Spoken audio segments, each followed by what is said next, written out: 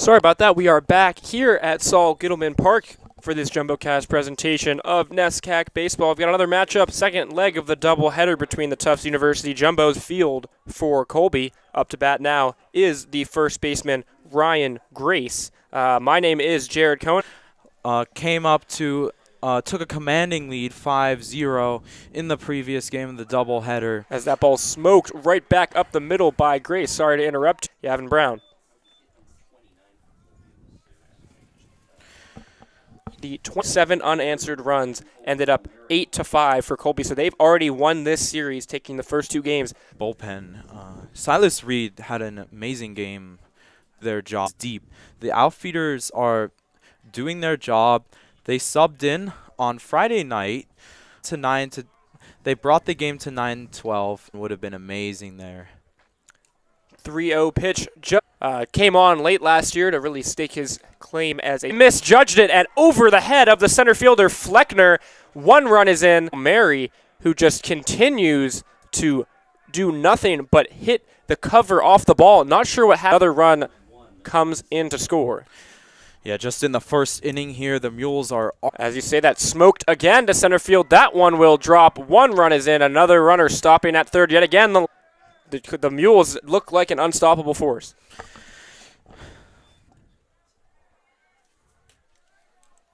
So now Noah Richman came in as a replacement in a single in the first game of the doubleheader. Brown roughed up early, and that ball is skied deep into left field. See what the call on that is. It is a foul ball. He smoked that one, but just Mules. Yeah, it's just two consecutive batting practice pitches by Gavin. Another ball hit hard, and another ball dropping into center field as another run will score 3-0, and the Mules have jumped all over Gavin Brown.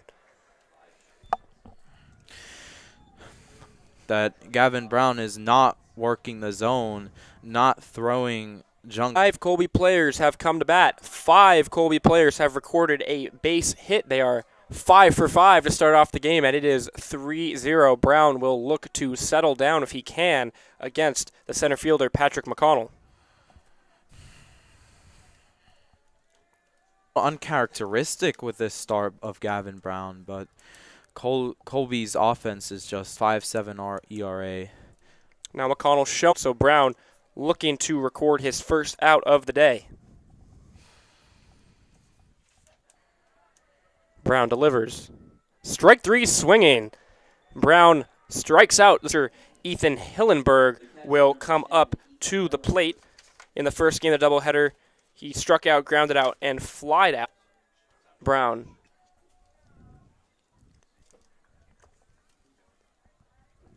Runners on first and second with one out. Pitches it into the dirt, and the runners will advance. I think that'll be a wild pitch on Brown. And now an open base at first, and still only one out. The double play out the window. Gavin Brown is letting balls go over their heads, and as a base runner, when the ball goes over an outfielder's head, that is an automatic flag to turn 2, and it just easy runs. Fouled off again. Yeah, the ball over Fleckner's head earlier definitely set off the inning in an odd way, but Brown gave up several saves. Hillenberg, he'll look to record another. And just to add on to that point, the ball went over Fleckner, but if we go back to the leadoff, as Brown, that would have been a tough play, I would say, though. He kind of did his best on that one. That ball was crushed, all the way back to the wall. And this is some uncharacteristic weather we have today. It's a little windy, but this is great baseball weather from extremely windy conditions. If you tuned in, the shots of the flag were just blowing all over the place. Wind still blowing out to left field.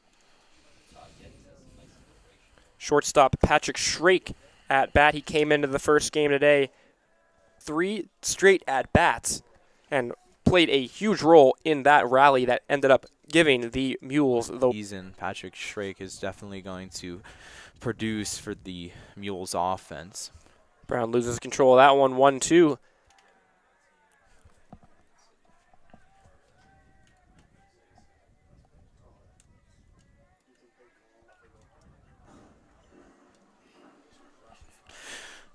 Colby bench is still very rowdy, and it just speaks to the fact that they are just extending these innings way longer than. And fouled back, so Shrake, just as he did in the first game, really working the count. The whole Colby lineup early here. See if Shrake can add on to it with 2 outs. Hit in the air to left field and brought in by Jack out in front. 3-0. We will be back for the bottom of the first.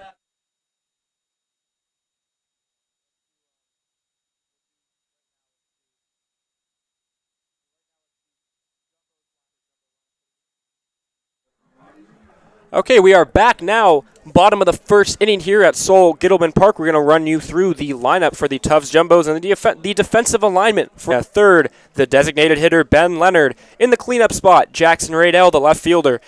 Batting fifth, the first baseman, Connor Flavin. Batting sixth, the second baseman, Jesse McCulloch. In seventh, the third baseman, Patrick Solomon. Eighth, the catcher, Malcolm Whitfield. And rounding it out, the double leadoff spot, the defensive alignment for the Mules. We will have Hillenberger, the catcher behind the plate, Ryan Grace at first base, Clint Flippo at second, Patrick Shrake in at shorts, Connell, and Marcus Forrester on the mound. We will have Derek Woods, number 24, making another start, his fourth of the year, 4 2/3 innings. So not a huge workload, has yet to go past the fourth inning in any game so far this year, but an ERA, at 1.62. He's only started three of his 6 appearances. His 1.08 whip is also an amazing stat for a pitcher. Did reach base on a walk. We know what he can do when he gets on base with his legs. Also a wide receiver for the Tufts football team. He swings at that pitch and hits it. Great play there by Shrake. Good communication by the infield to field that routine ground ball.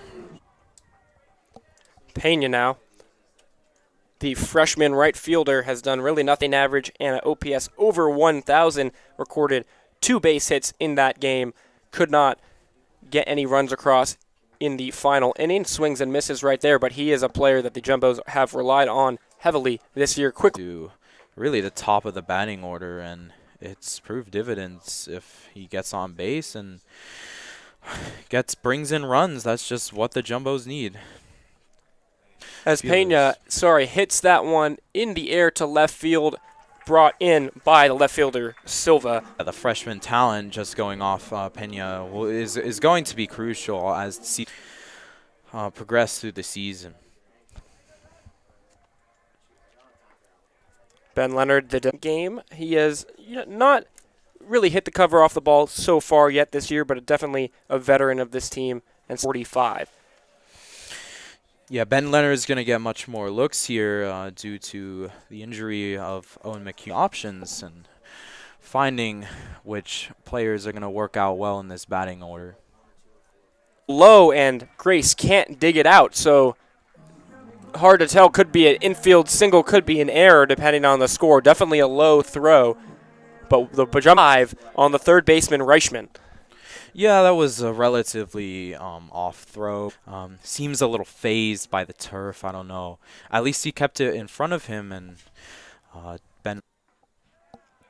Second pitch over the plate for a strike. 2.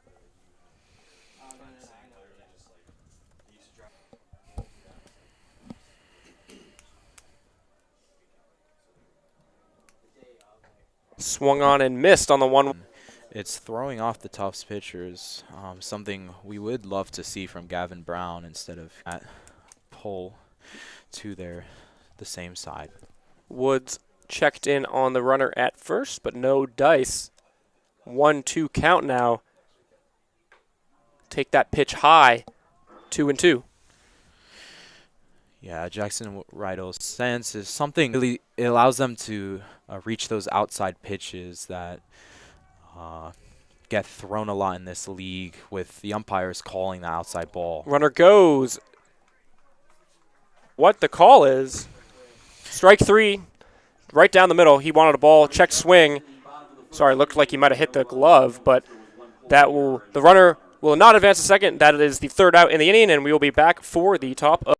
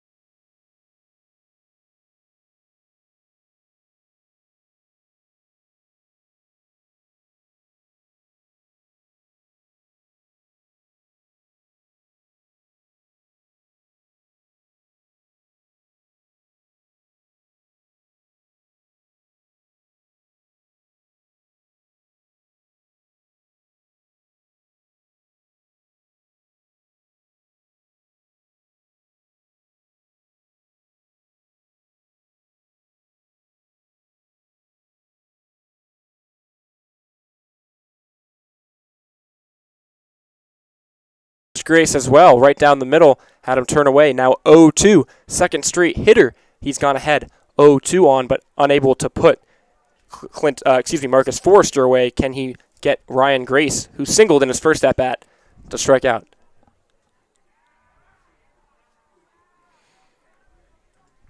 Looks like Grace called time. And Gavin Brown is one of 3 pitchers that Coach Svagdis relies on, with the likes of Silas Reed and Connor Pedeswa up there too. Pedeswa, and that's essentially the Jumbo's big 3 to get them through these triple headers. It's really paid off for them earlier this season, but with a more competitive opponent, it will be interesting to see what happens here. 0-2, swing and a miss, and down goes the first baseman, Ryan Grace, a dangerous hitter in his own right. Brown settles him down with a strikeout, but up comes the dangerous designated a seeing eye double, so he's someone you cannot fool if they can't avoid it. Brown delivers that one low in the zone for a strike, works the count to 1-1.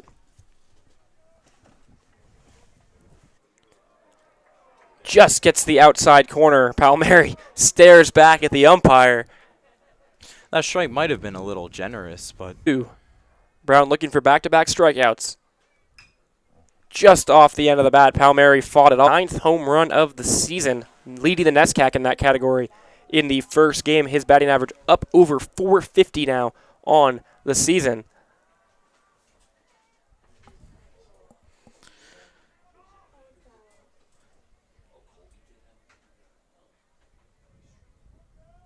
Sun back out, and Palmieri works the count now back to 3-2. Great job by Cole Palmieri.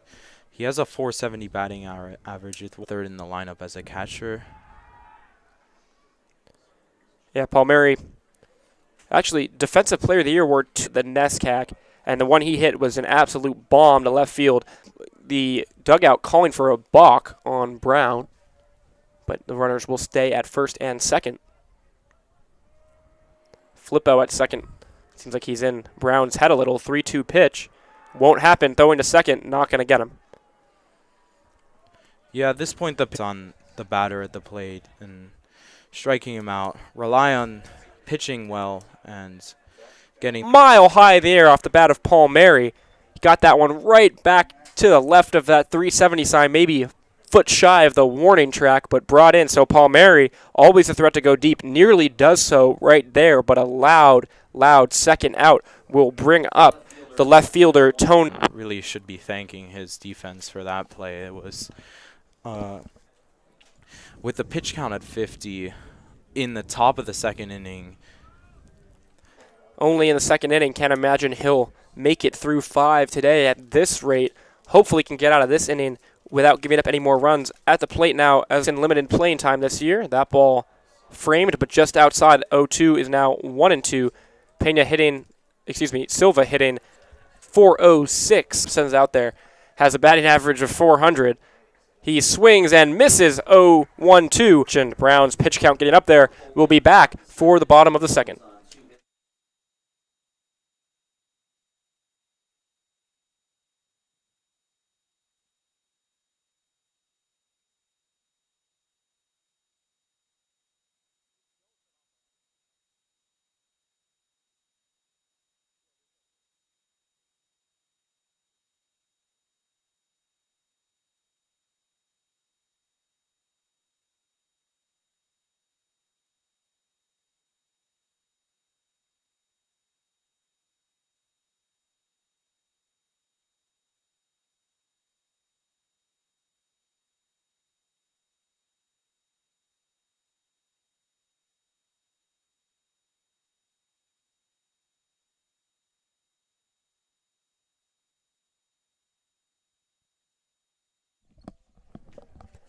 Derek Woods back out for his second inning for the Colby Mules. Up to bat will be,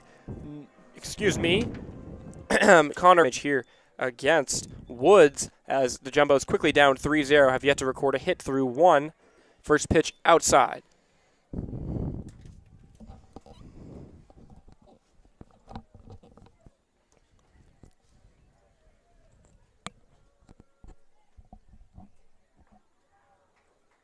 Fires that one right down the middle for strike one. 1-1 to the first baseman, Flavin. Opposite field in the air and dropping quickly, but will get out of play for a foul ball. Yeah, that ball was struck. A little opposite side action going. It would have been great if that would be hit in the air, traveling to center field, but getting under it is McConnell. He'll bring that one in. So relatively routine fly out. The second baseman, number 2, Jesse McCullough.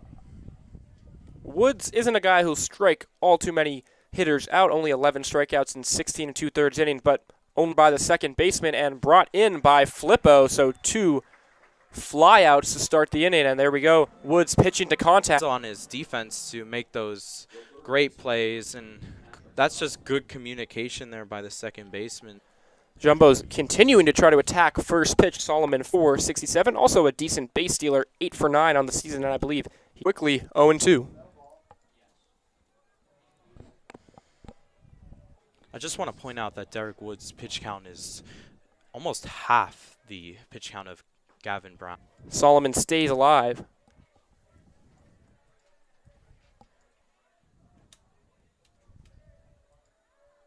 Dropped it. Solomon headfirst slide into second base, and he is safe. Looked like he brought that one in center field, did McConnell, but he dropped it on the transfer, it looked like, and a double. And what could have been a fly ball fielded, it looked like the center fielder there got a little lazy on really bring that ball in, but now we have a sliding double here. Is McConnell. That was off the bat of Malcolm Whitfield. And McConnell redeems himself, and we will go to the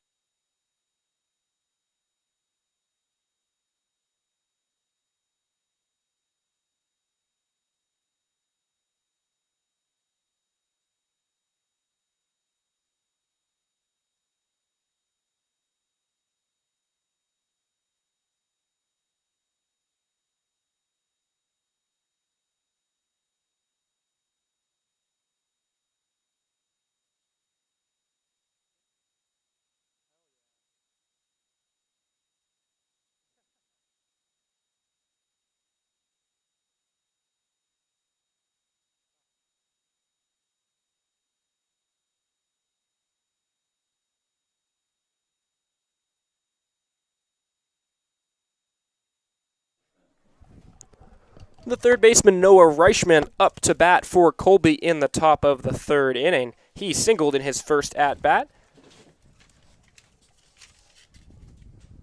Brown fires outside to start off the inning.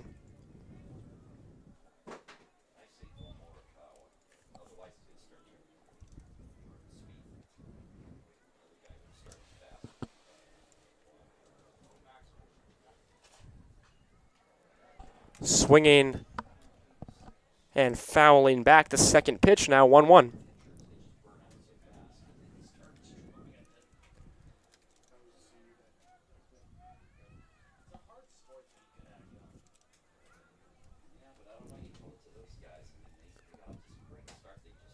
Bit of an uncompetitive pitch from Brown, well outside on the breaking ball.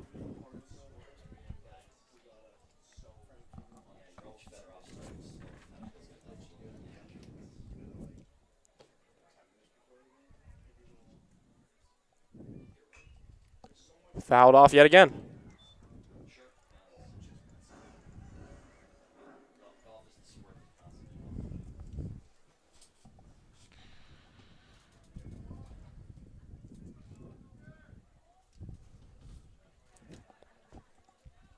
Two-two pitch is hammered to left field. Looking up is the center fielder, and that ball is gone. A home run. His first of the season, Noah Richman leads off the inning with a blast to the left center field wall, and the Colby Mules extend their lead 4-0. What a home run for Noah Richman. That ball was driven well over 370 foot to deep left field. The ball was pitched inside, and he absolutely drills that. So a lot of loud contact off of Gavin Brown so far, and a 4-0 lead. 8 hits already for the Colby Mules, only 1 for the Jumbos. Brown looked to settle down last inning, but gives up a home run to start this one off, and will have to settle back down again. There's not too much action going on in the Jumbos bullpen right now, so this really speaks to Coach Svagnus's confidence in his starting pitcher. McConnell, the center fielder, struck out his first time and strikes out again right there. So Brown has his number at least through 3 innings, his second strikeout on McConnell. And the catcher, Ethan Hillenberg, will now come up to the plate with 1 out.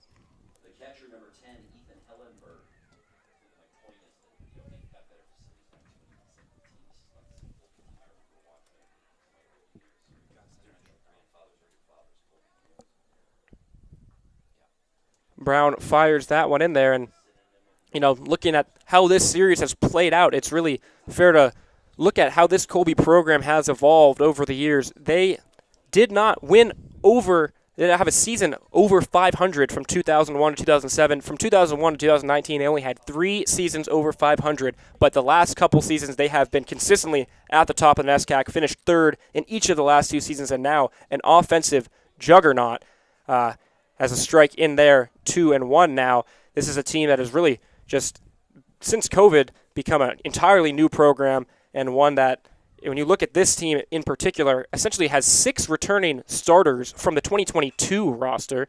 That ball hit into right field, coming in and diving to make the play is Pena. So beautiful diving catch right there. But as I was saying, this Colby team is just a different breed now, and one that should be expected to compete for the NESCAC year in and year out. 6 returning starters from 2022, all of whom are really huge producers: Palmieri, Flippo, Leclerc, McConnell, O'Brien, and Forrester.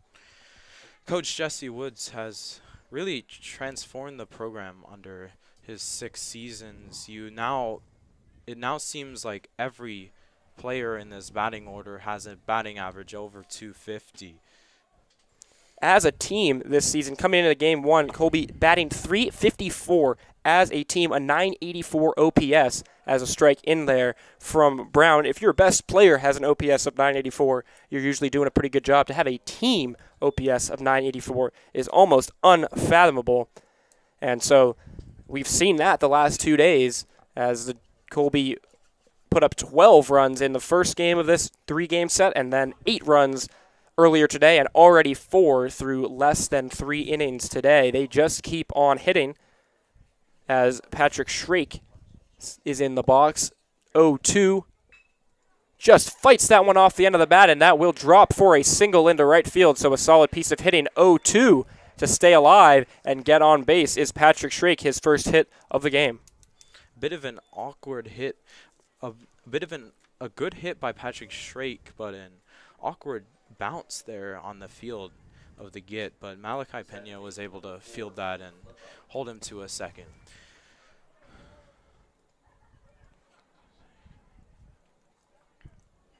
Now Clint Flippo, the second baseman, in the box. First pitch, strike 1. Now, Jared, Colby's stats are really impressive and almost commendable. They are definitely going to be the favorites to win the NESCAC East Division and become NESCAC champions this year. However, they're not impenetrable. Their bullpen is lacking. It's top heavy. You have 3 good starters, and in the last game on Friday night, they went through Agarwal, who pitched 2 innings, and the Jumbos came back from 12-1 to 12-9, obviously, and then they had to bring in their closer, Matthew Scabillo, who the Colby Mules really did not want to have to bring in there.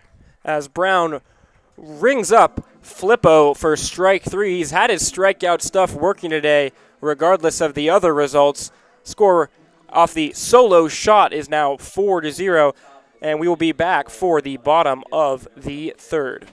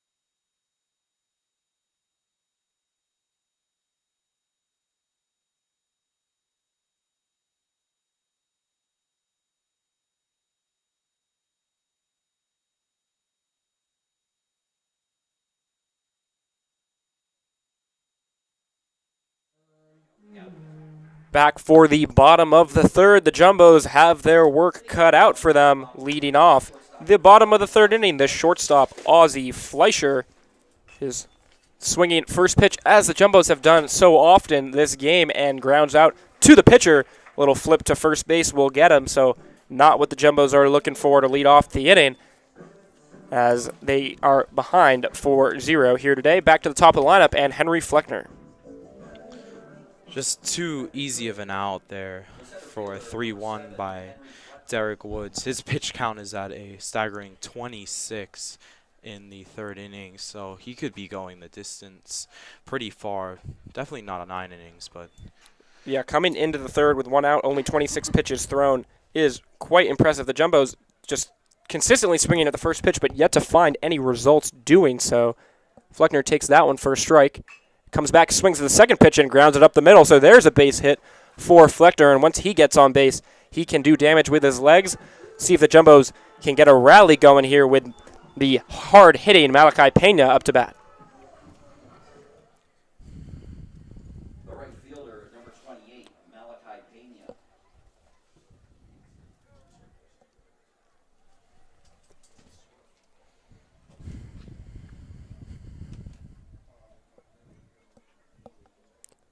Woods takes a look over at Fleckner. Fleckner leaning back toward first, not going to go. First pitch right down the chute for strike one.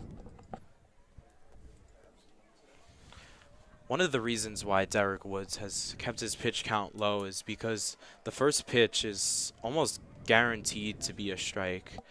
And so it's really tempting for these Jumbos to just swing at the first pitch available. Yeah, he gets ahead in the count early and often.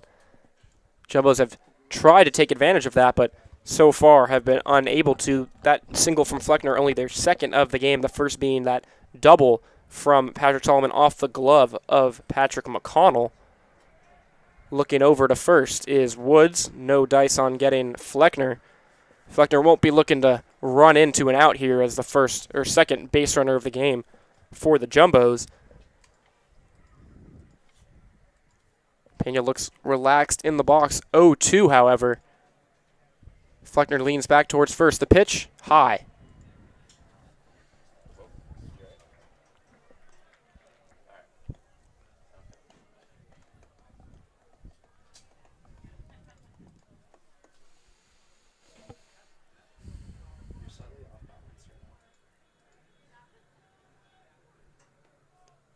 One, two. Woods fires. Swung on and missed. Down to second base. The runner, Fleckner, is safe, so he'll record a stolen base, but down goes Pena. First strikeout of the game for Woods. And now second runner in scoring position of the game for the Jumbos. Up comes the designated hitter, Ben Leonard. See if he can drive him home with 2 outs.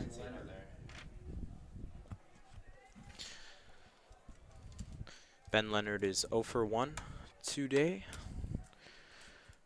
Did he reach on an error in the first inning? He might have. But either way, did not record a hit. He did reach on an error. Reached on an error in the first inning. First at bat with a runner in scoring position for him so far today. 1-0 count with 2 outs, and Jumbo's looking to get anything on the board they can, down 4-0. That one just outside from Woods, looking to pitch the left-handed Ben Leonard away in the strike zone.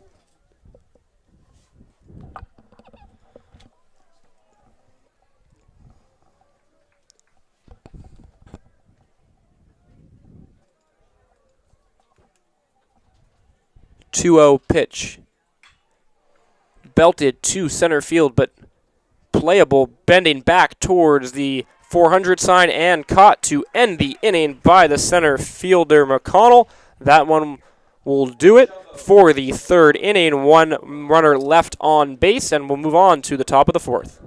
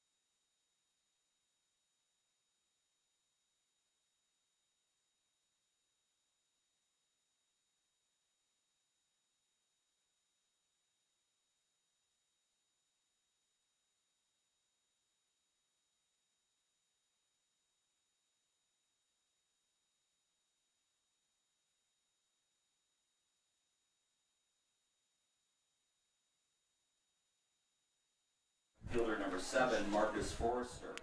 Leading off for Colby in the top of the fourth inning, the right fielder, number 7, Marcus Forrester. He already has 2 hits to his name in this contest, a double in the first and then a single.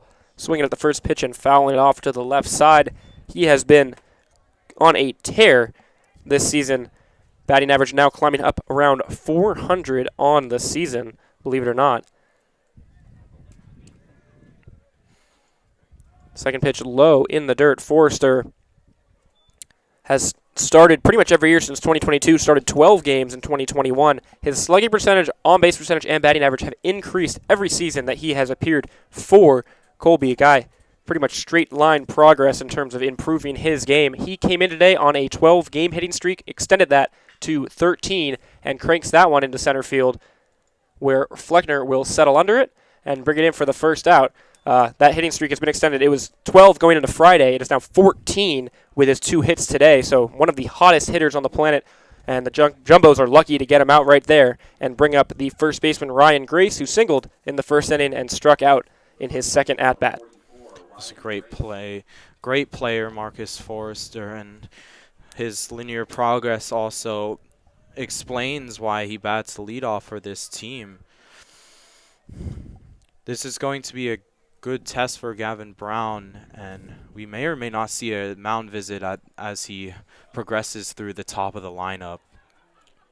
Gets a swinging strike from Grace on a breaking ball away. Yeah, Brown's pitch count already getting up there, or here in the fourth inning. Finds the strike zone for strike 3. Looking a pair of shoes as Ryan Grace turns and heads back to the dugout. That's his second strikeout of the game. Seems pretty fooled by Brown's stuff the last 2 times around. Hasn't been the case for every hitter in the lineup, but some positives certainly from Brown as we continue on in the fourth inning. Now, Cole Palmieri, we've talked about him a lot today. See if he can do any more damage. First pitch is high for a ball. He is now up to a whopping 81 pitches, but 6 strikeouts, which is really astounding. Yeah, pretty interesting considering Silas Reed, coming off a 17 strikeout performance, really couldn't get his strikeout stuff going against this Colby lineup, but 6 strikeouts already for Brown despite a lot of hard contact. 2-0 pitch is outside, and they are not playing around with Cole Palmieri. 3-0.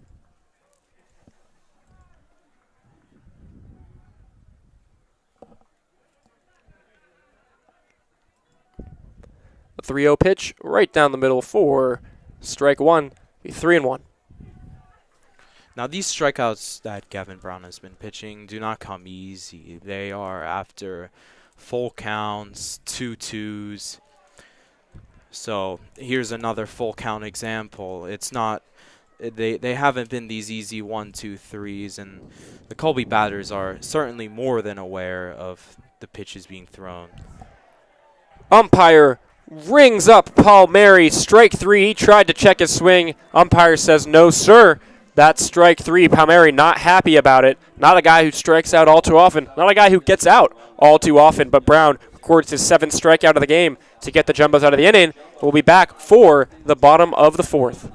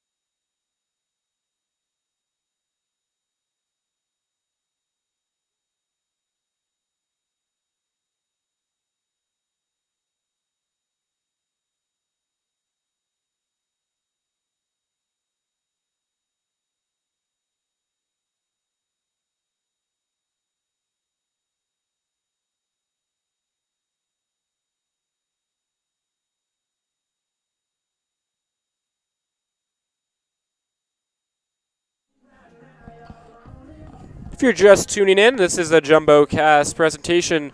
Tufts Jumbos versus Colby College. Mules entering now the bottom of the 4th inning. The Colby Mules lead 4-0. Up to bat for the Jumbos.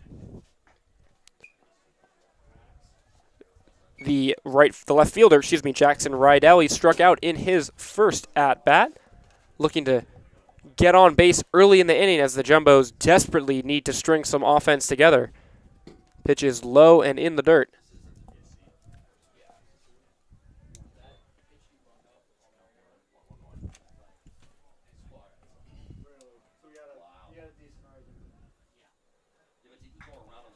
Swinging and driving to left field, but will just hook foul. So no dice for Rydell. Be 1-2 now. Rydell pulled that ball a little too far. But if he continues to put the bat to the ball, that will not only increase the pitch count of Derek Woods, but get the Jumbos on base, which is what they so desperately need here. Jumbo's definitely looking to avoid too many first pitch outs. That pitch off the end of the bat. Easy play for the second baseman, Flippo, and now 1 out.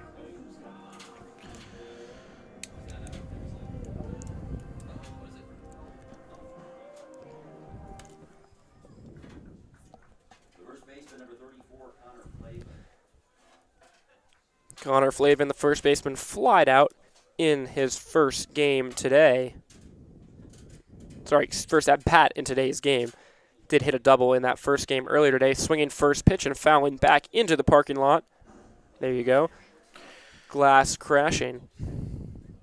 The glass crash sound has really become a staple here at Saul Gittleman. Flavin only hit .214 last year, but I think someone this team looks to a lot. He's been a lot more solid on offense this year coming into today with a batting average of .281, .822 OPS, and 2 home runs on the season. The 0-2 pitch is well outside. He is a captain on this team. Has been a little bit streaky this year. Had a 4-game hit streak, then went 0 for 10 against Chapman, and has kind of been hot and cold. But when he gets hot, he's certainly a dangerous hitter. That pitch uncompetitive, 1-2, now 2-2. Henry Fleckner has recorded the only hit of the Jumbos lineup today. And Patrick Solomon, excuse me. But 2 hits is really just not going to be enough for the powerhouse of the Colby offense. Flavin works the count from 0-2 now to a full count, 3-2 with 1 out. The pitch, grounded foul down the third baseline, excuse me.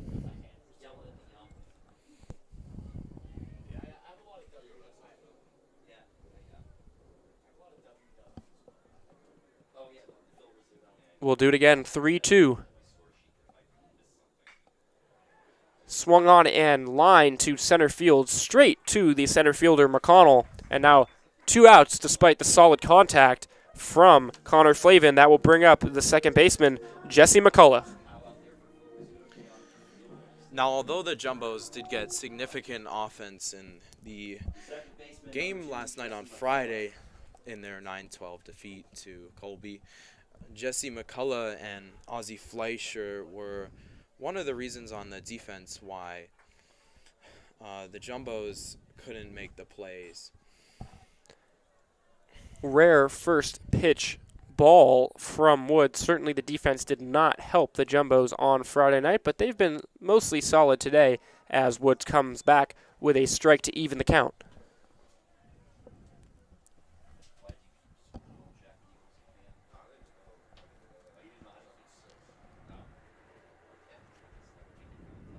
One. Swung on, hit to left field, hanging up and brought in by Silva. So 2 hard hit balls from the Jumbos, but no hits to account for. And we will move on to the 5th inning, still 4-0 in favor of Colby College.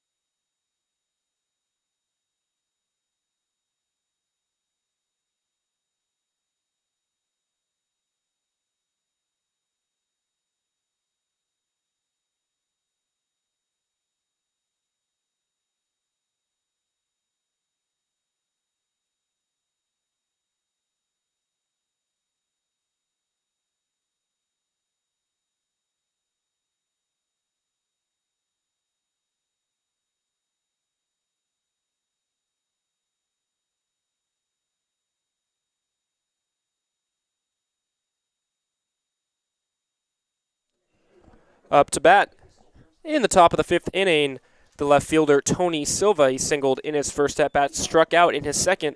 We've got a blue-on-blue matchup with the Tufts Jumbos versus the Colby Mules. Two different shades of blue, of course, but, you know, interesting to see. Exact same color palette. Two teams, no home grays, no whites.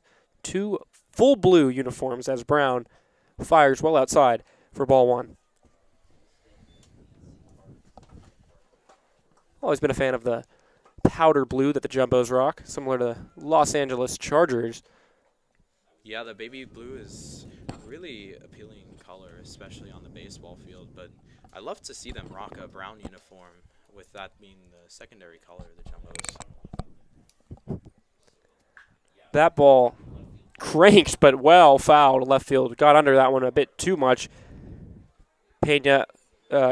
Silva, did not start the first game of the season. Of today, the doubleheader, but in the starting lineup and batting cleanup. So clearly a valued hitter. He already reached base once today. Will swing and miss on the 2-1 count to bring it to 2-2.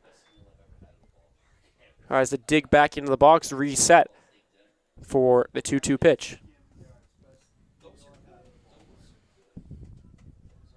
Brown delivers. Just low.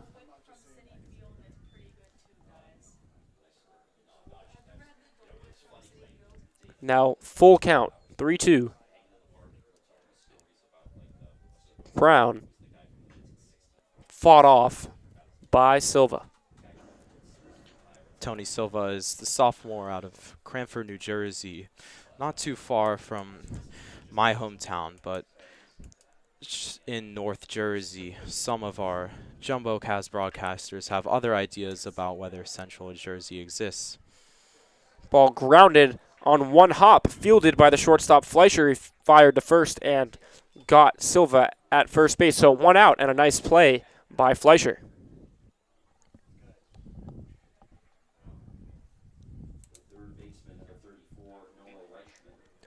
Richman now up. We're already going through the 3rd time of the order for Colby, and playing out somewhat in opposite fashion. They got Brown the first time through, but now 3rd time Brown's looking a little bit better despite the home run he gave up to Noah Richman last time around. Richman up at the plate now, looking to do it again.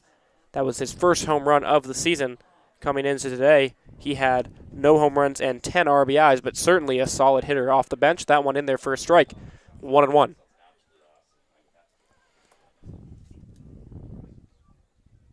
Gavin Brown's pitch count is up to 93 in the top of the 5th inning. He cranks another one to left field, but tailing just foul. Looked to get his 2nd home run of the day right there, but couldn't straighten it out.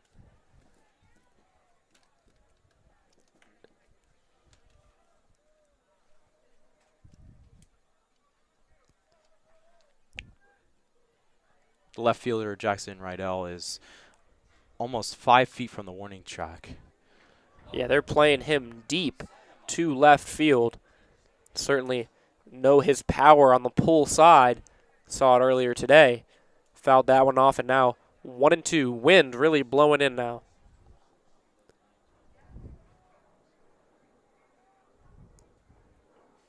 Brown fires and hammered into left field on a line. 1 hop, 2 hop to the left fielder. It'll be a long single for Noah Richman, but he's seen the ball well. Hit the ball very hard twice today. Yeah, just a great solid line drive to bring that ball into shallow left. And number 34, Noah Richman, gets on base. Jumbos look like they're going to let Brown go. Game hasn't exactly gotten out of hand. Still only 4-0. No reason to pull him at this point. Don't want to tax the bullpen. Think they'll let that pitch count get up as far as it can before making a move. Really, most of that damage done in the top of the 1st, other than the solo shot to Richman. Now 1 out and a man on. He'll look to set up a double play.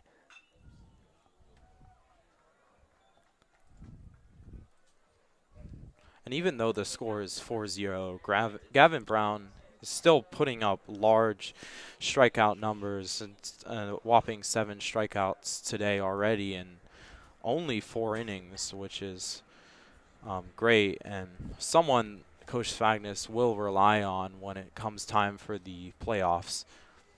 And Brown came into the day 23 strikeouts in 22 and 2/3 innings, so about a strikeout an inning. He's topping that so far today. 1-1 pitch is in there for a strike, maybe a little bit low, but just got the zone. So 1-2, and he'll look for yet another strikeout.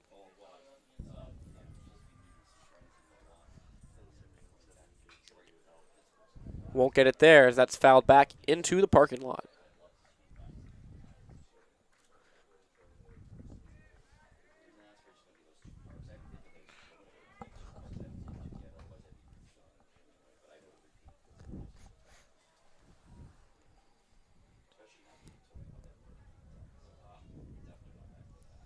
One-two pitch. Lined back up the middle. And in for a base hit. Runner will stay at second. So a single from the center fielder, Patrick McConnell, puts 2 men on still with 1 out. And everything off the bat from Colby seems to be hard hit so far today. That was still just a great strike there by the batter for a single. Questions could be asked over whether Richman could have went to third base on that, but Gavin Brown is still becoming taxed. The bullpen now is beginning to warm up. Hillenberg has flied out in both of his at-bats so far in this game.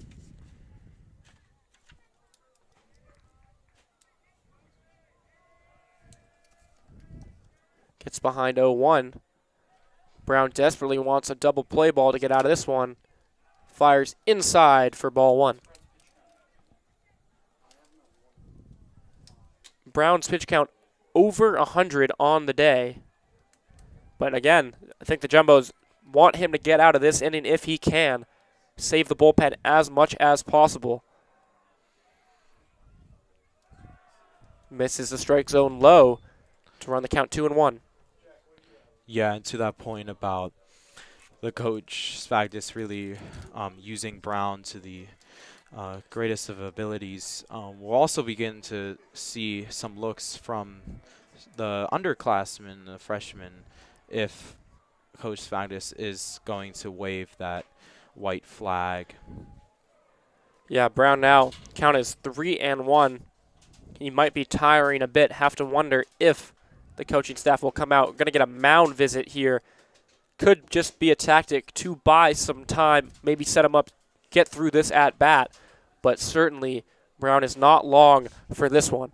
He looks a little ruptured, and Malcolm Whitfield does the right thing, calling time to really settle down Brown here.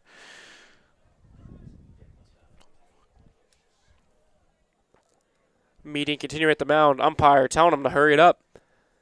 Brown will stay in the game. Still 3-1 is the count. 2 men on. Brown, as rough as this game has been, only 4 runs on the board. Game certainly still within reach for the Jumbos, but those hits piling up, 11 already on the day. 2 men on. Middle infield in double play depth.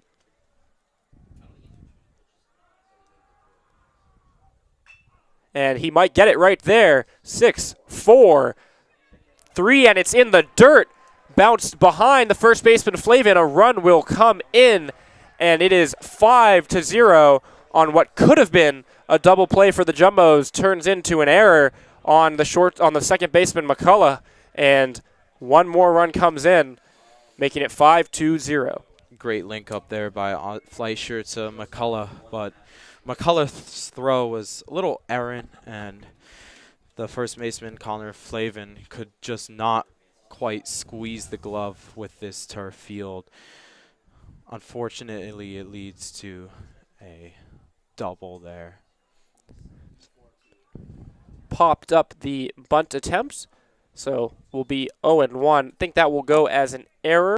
And an unearned run likely should have been a double play. Hard to pick a ball like that off of the turf, as you mentioned, at first base for Flavin. Now 2 outs and a 5-0 ball game.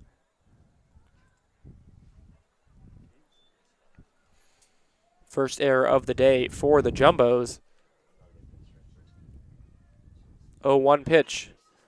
Right back at McCullough. See if he can redeem himself. He throws the first to get out of the inning. So 1 run scores on an error by McCullough. The score 5-0, and we'll be back for the bottom of the 5th.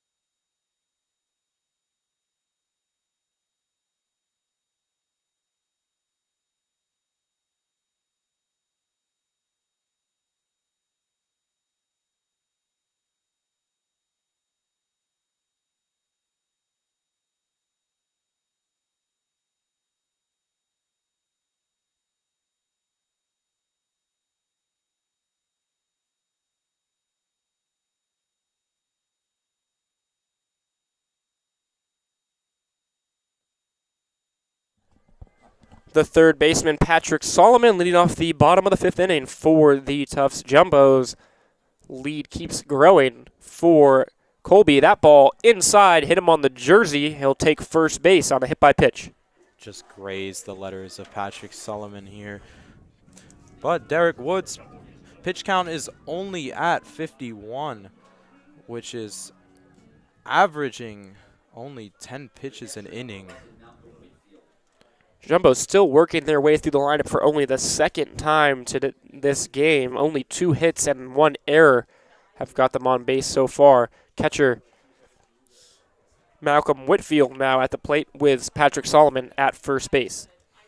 You begin to start asking questions of whether Coach Sfagdis will put his bench in the lineup, whether or not to raise that white flag or give these younger players a chance to get some hits on the board.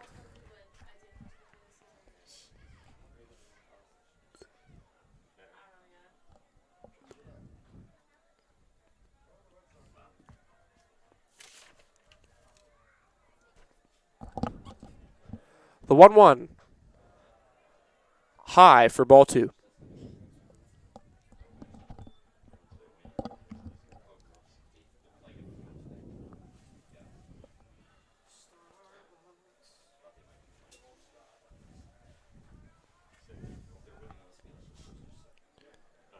One, two, man on first. Runner goes, ball inside. Strong throw to second, but he's safe. Solomon continues to show off his wheels with another stolen base today. And now a 2-2 count, man on second.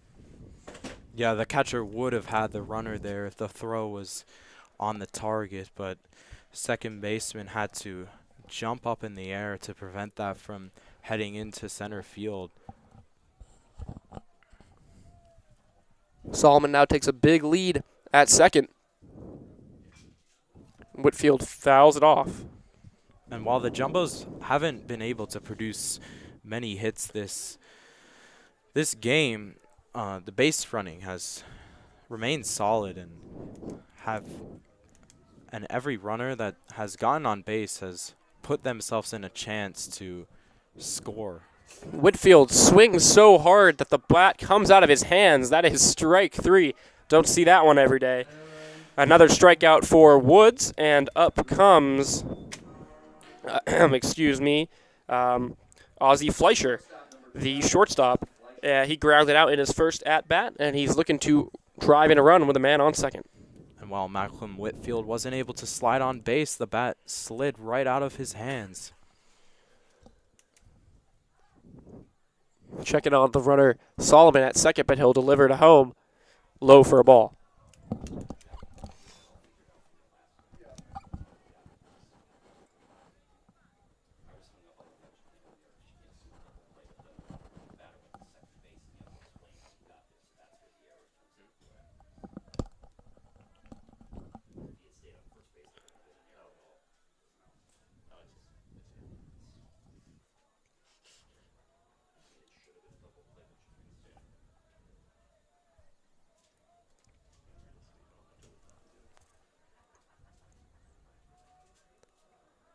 One 0 pitch. Swung on in the air to right field, getting under it.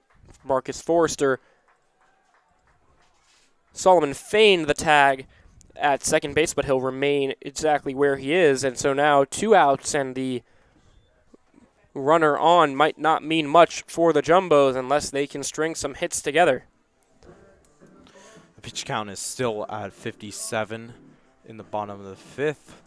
And Derek Woods is on track to have a 10-pitch an inning game. Yeah, he has worked quickly and efficiently so far today. Back to the top of the lineup the third time through. Henry Fleckner at bat. Swings first pitch. Playable by the shortstop. It'll take a strong throw to get him, and he does it. So shortstop grounds out. Fleckner grounds out to the shortstop. Strake to end the inning. Remains 5-0. The Jumbos still unable to get anything going, and we'll be right back.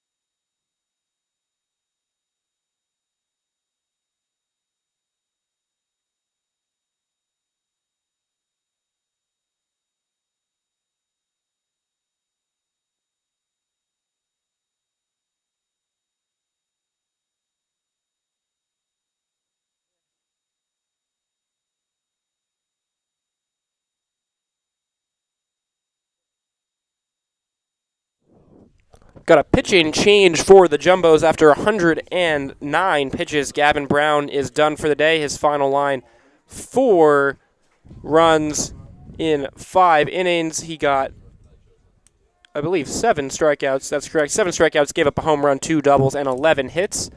Into the game comes Liam Wilson. We saw him in the first half of this doubleheader as he fires on a strike, so rare appearance in both halves of the doubleheader. He only pitched 2/3 of an inning, did not give up a run. That was his 3rd straight appearance without giving up a run. His ERA on the season, pretty impressive. Only 1.93, throws that one to the backstop, but they'll look to get at least an inning out of him here. He's gone as far as 3 innings in his longest appearance of the year. In a game, 5-0 certainly hasn't gotten away from the Jumbos yet, but not one in which they want to use up their bullpen if possible. Now 2-0 count. misses to make it 3-0. Liam Wilson is a player Coach Svagdis uses occasionally to get through an inning, essentially, and bridge the gap between the starting pitchers and the closers. Gavin Brown put in a shift. While it might not be the greatest shift that you'd want from a starting pitcher, it really kept the Jumbos even, and while it is 5 runs down, it's more of a testament to the lack of offense that the Jumbos have generated and not to the fact of bad pitching. Flippo himself wasn't sure if that was a ball, but umpire gives it to him, so 4-pitch walk to start off Wilson's appearance. Maybe not what he was looking for. Man on first, and back to the top of the lineup, Marcus Forrester in the batter's box. He throws another ball, 1-0.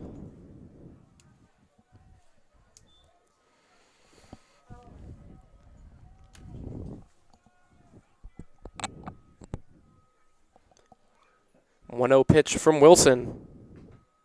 Finds the strike zone, his first strike of the inning.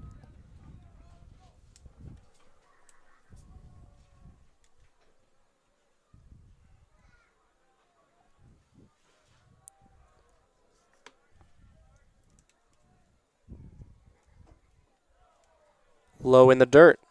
2-1. If you're a Red Sox fan, Jumbos may be losing 5-0, but the Red Sox are up 4-0 in the first inning.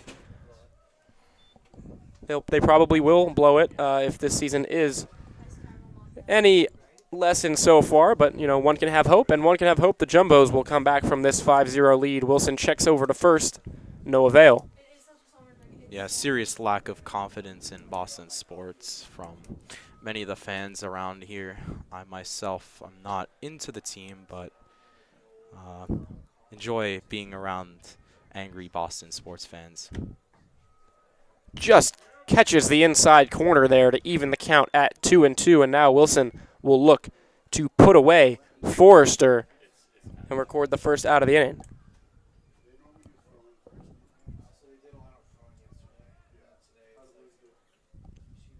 Wilson, uncompetitive pitch on the outside half of the zone, works the count to 3-2.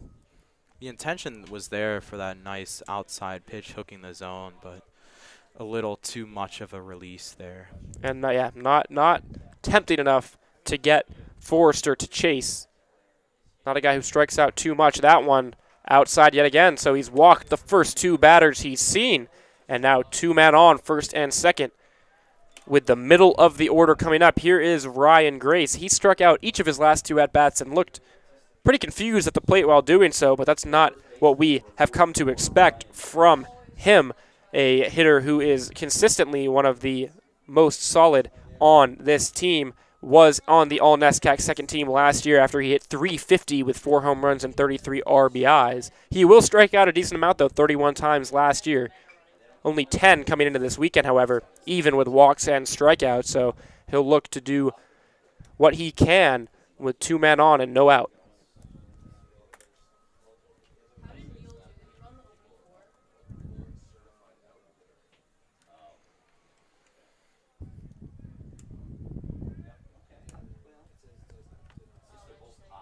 Oh, 1.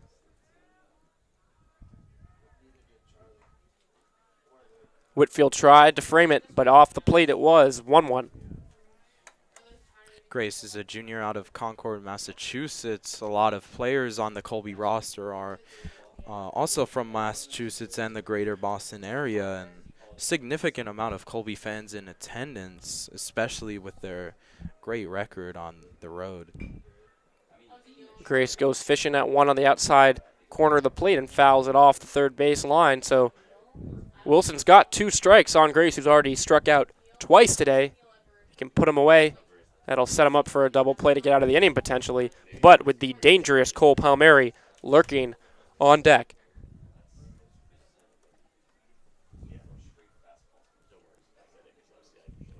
One-two pitch from Wilson. Swung on and missed. Strike 3. Ryan Grace strikes out for the 3rd time today. Now 1 out, 2 men still on base, and Cole Palmieri, who's doubled already today, hit a home run in the first half of this back-to-back. is in the box. He was not happy with the strike call in his last at-bat. Thought originally that it was a check swing, but the umpire actually ruled the pitch to be in the zone. Palmieri may have had an argument. It wasn't particularly close, but now he'll have a chance to get revenge with 2 men on. Ball 1 is low and inside.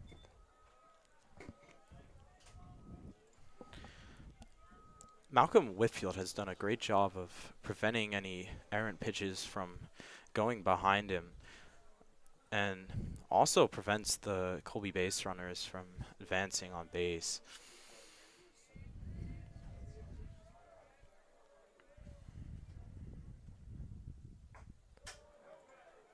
Wilson finds the strike zone on the outside corner. 1-1.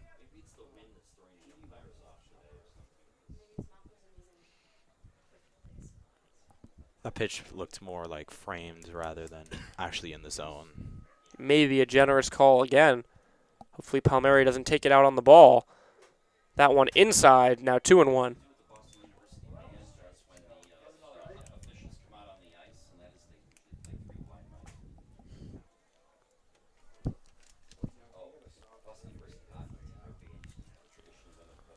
Cole Palmieri is sitting back in the zone and really defending that outside pitch, though, which is great coaching. 2-1. Not tempting enough, high and outside. Now 3-1. And Wilson will look to try and not make a mistake. 3-1. Probably rather pitch to Tony Silva on deck.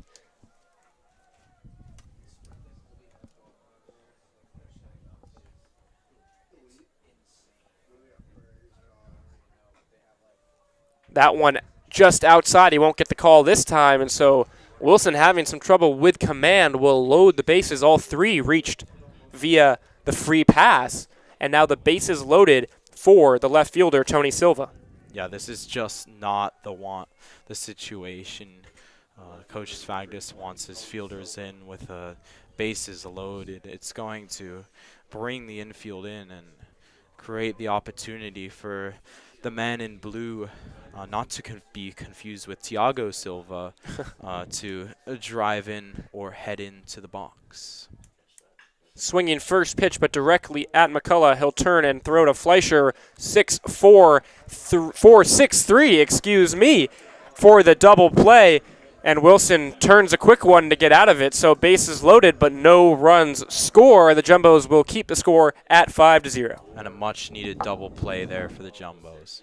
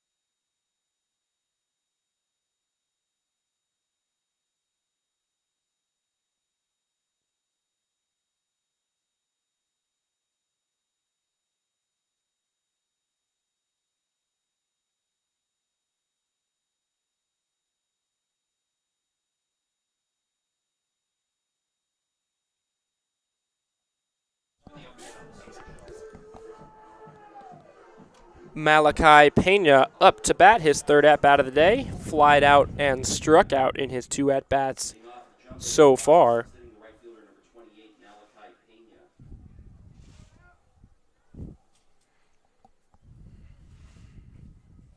First pitch well outside.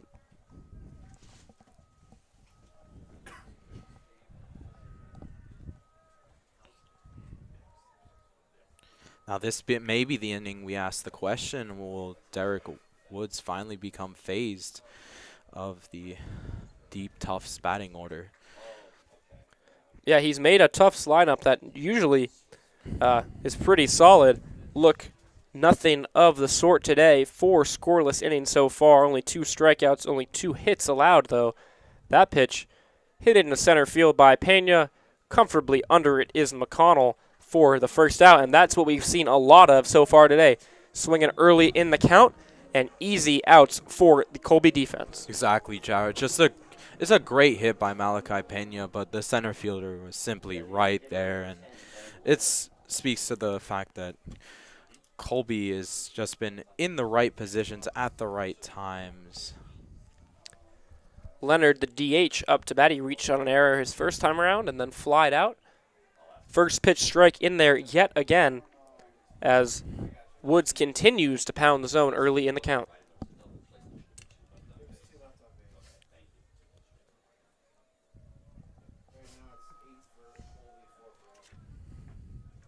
Inside for ball 1.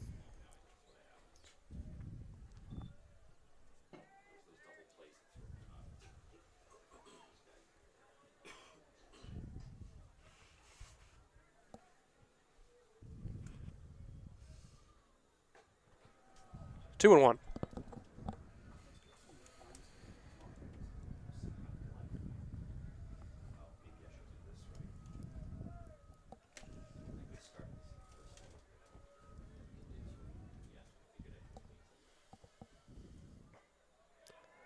Catches the inside corner. 2 and 2.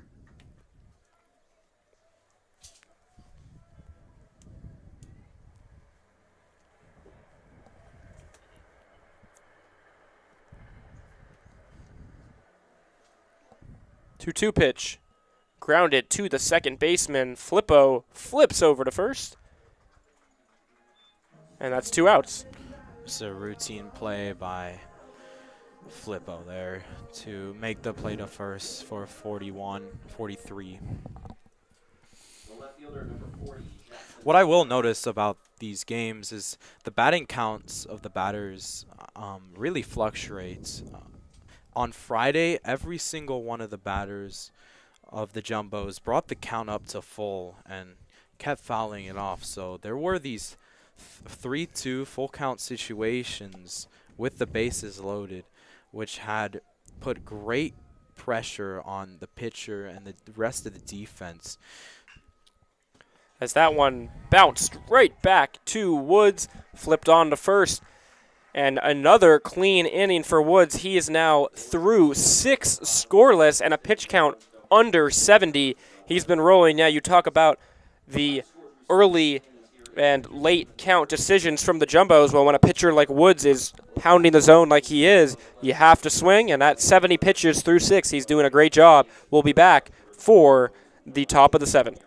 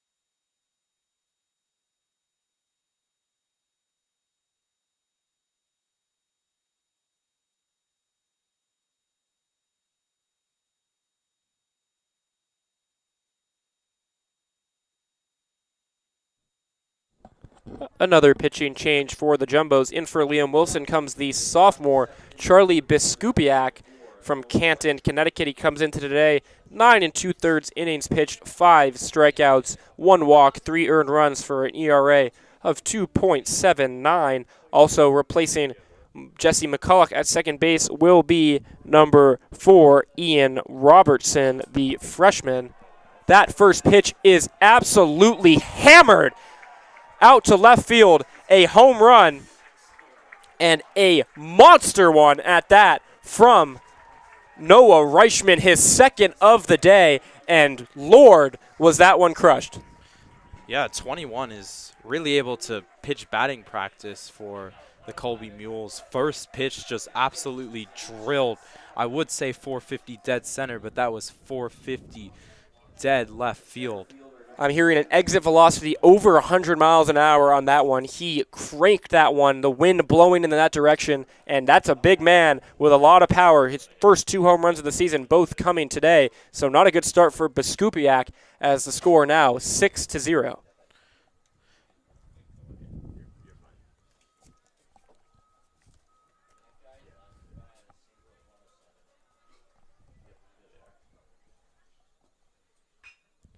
And grounded up the middle, play on it from Fleischer, throws on to first. That's a good play moving up the middle to nab Patrick McConnell, the center fielder, 1 out.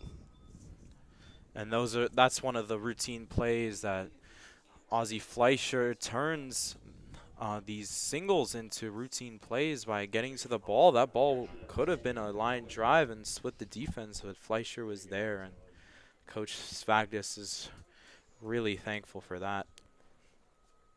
Point out Reichman today, 4 for 4 with 2 singles and 2 home runs, and every single one of those was a hard hit ball. He narrowly missed a home run in his third at bat, so he is seeing the ball extremely well off of 3 different pitchers. Mind you, that ball ripped down the third line, get past Solomon, is going to roll to the corner. On his way to second base is Ethan Hillenberg, and he'll have himself a double.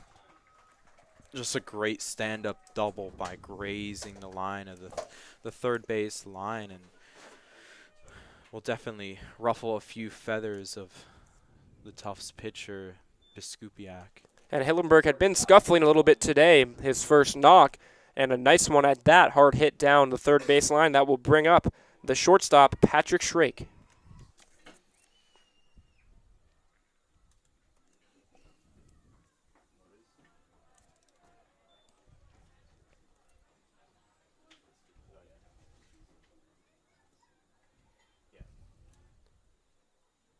Biskupiak hadn't given up an earned run in either of his last 2 appearances, but quickly given up one here.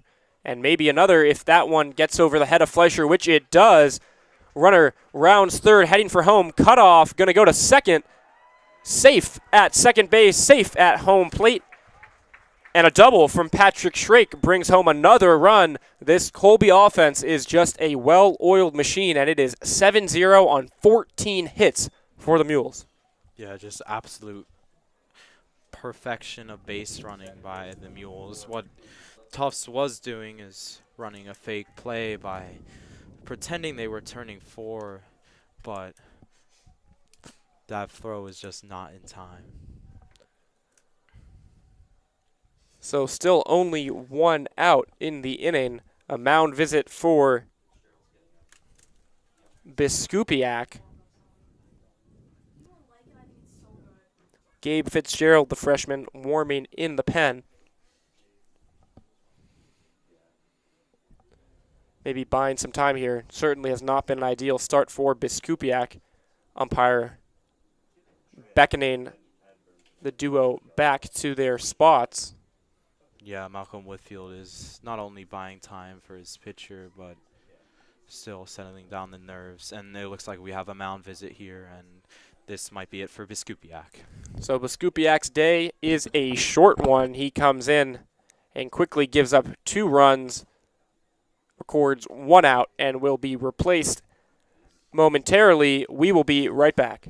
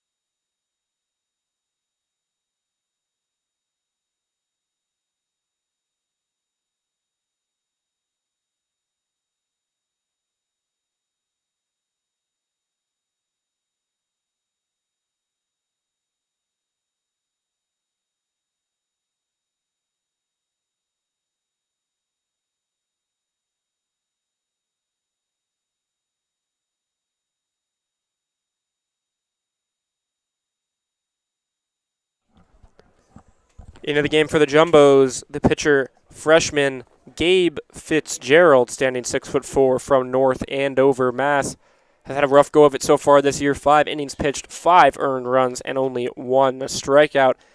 He'll take over with a man on second base in a 7-0 ball game. Yeah, this is one of those games where Gabe Fitzgerald comes in. He's playing with nothing to lose. With a 9 ERA, he's definitely looking for a confidence booster, maybe earning some strikeouts and getting through this inning. Fires that in for a strike, 1-1.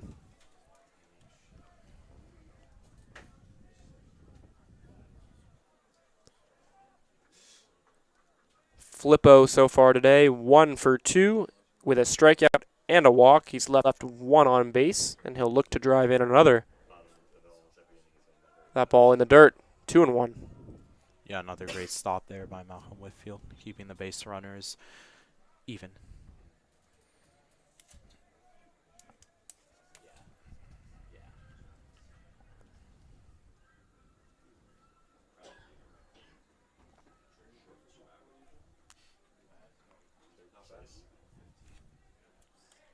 Fitzgerald delivers that ball foul down the third baseline, so he's worked the count to 2-2 and a chance to record his second strikeout of the season.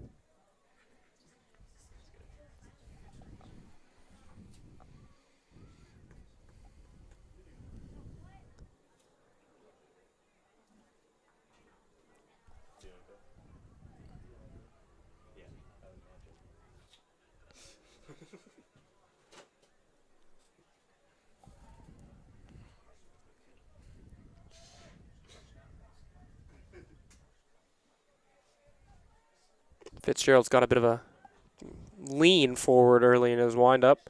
He delivers. A ball hit high in the air.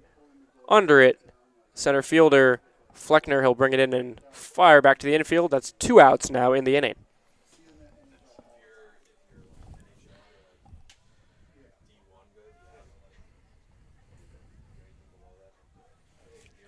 Now this will be a true test for Gabe Fitzgerald as the top of the order comes up.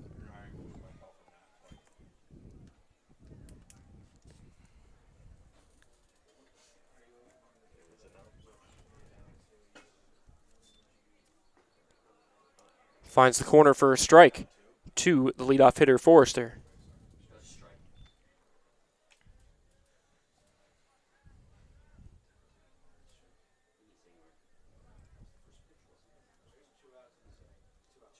Oh, 1.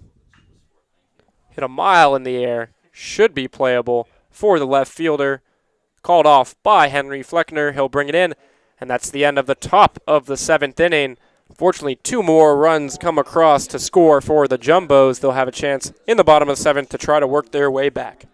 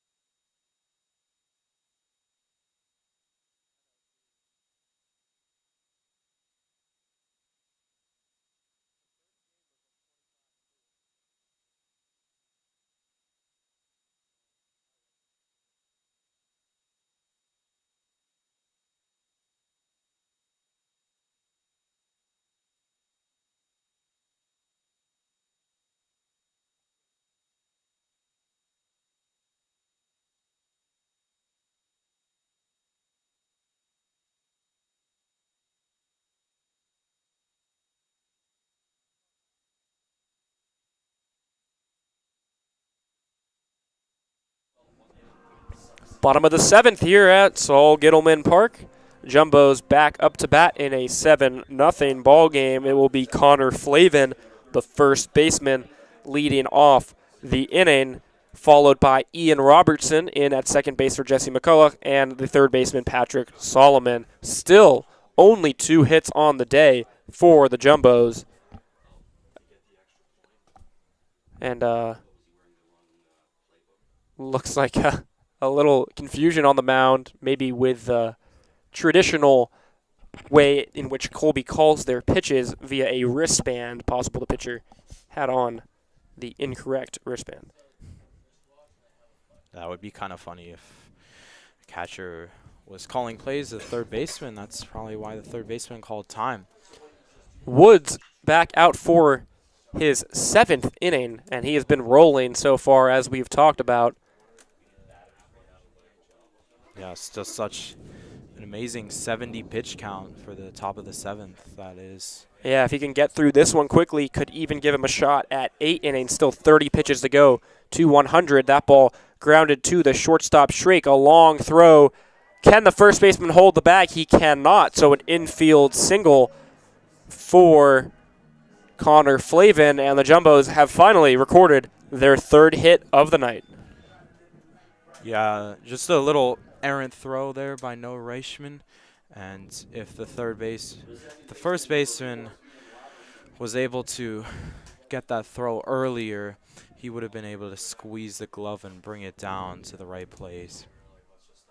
So now the replacement for Jesse McCullough, Ian Robertson, in the box. He'll take strike 1. Robertson is a freshman from Traverse City, Michigan, and he's only appeared in 2 games in which he recorded 2 at-bats. One of those was an RBI single, and he has 1 strikeout and 3 walks as well. So good plate discipline in limited appearances so far. He'll ground that one right back up the middle, so the freshman making a positive impact in his limited playing time. And now 2 men on, the first real threat the Jumbos have posed in quite some time. If Ian Robertson continues with this consistent on-base, if he continues to get on base like he did today and he did on Friday, he went 1 for 2 on Friday, he's definitely going to solidify himself into this lineup, whether it be due to an injury or as he continues. Woods delivers, and a bunt is laid down. Going to be a tough play at first. No play at first at all, so everyone is safe. Runners have loaded the bases. That was Reichman. He came in, probably made a smart play to just eat it. And Patrick Solomon, who continually showed off his wheels, reaches base on a bunt to bring up Malcolm Whitfield. Yes, if we just go back to that situation there where runners on first and second, and you just made an errant throw to first base, I'm sure that throw would be resting in the pitcher's mind, Derek Woods, if he was going to make a throw there. Looks like we have a mound visit just for Coach Woods to settle down the players. Coach Woods, the pitcher's Woods, and he will stay in the ball game at least for now. Again, pitch count not too bad, but bases loaded and no outs recorded, giving the Jumbos their first real opportunity to get back in this one. A grand slam would make this a 3-run game, but any runs at all would be a boon for the Jumbos, as Malcolm Whitfield, who has flown out and struck out so far today, climbs to the plate. He had a very solid game in the first half of this doubleheader. First pitch, high for a ball. On top of his very solid defensive performance, if Malcolm Whitfield were to drive in runs here, he would be one of the more valuable players contributing to a win. That one low and inside, so 2 balls, no strikes. However, we have had a taste of Colby's bullpen, especially on Friday. It was a little shaky with Agarwal, but the top end of their bullpen can shut it down when necessary. They've got a couple guys under 1.5 ERAs. Woods now working back to 2-1. He has yet to walk anybody today. Certainly wouldn't want his first to be with the bases loaded. 2-1 pitch. High and inside, and now 3-1. And Woods will look to settle down and find the strike zone.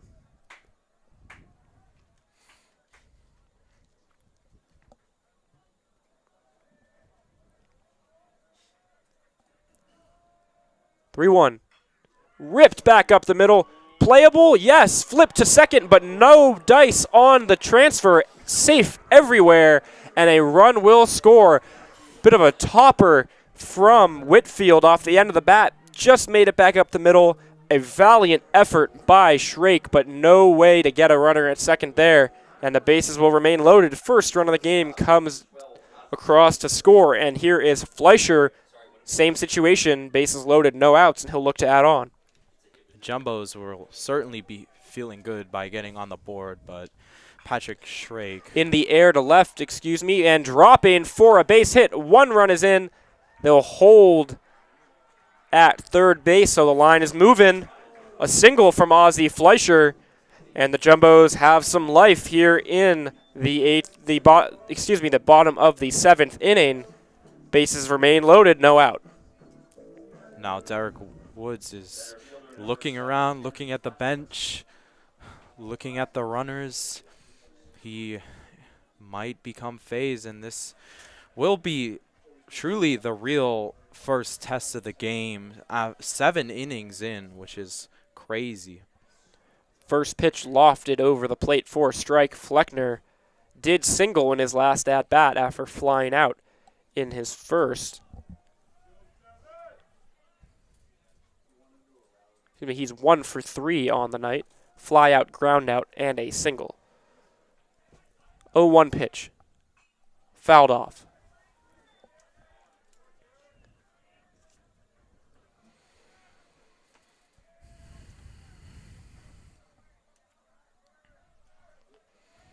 The wind here at the Gid has begun to settle, but it's resulted in much of the bats been hit to left field.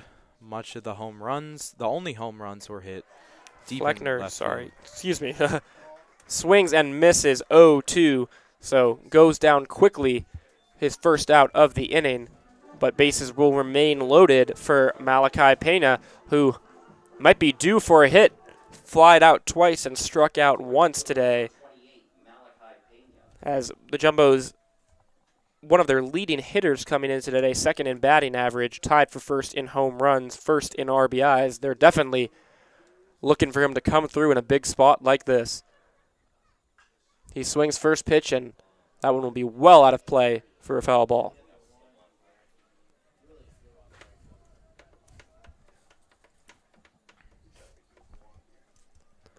Oh, 1.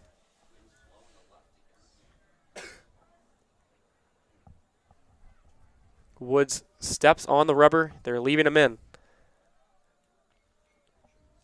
The pitch. Hit into right field. Playable. Should get a run home on the tag.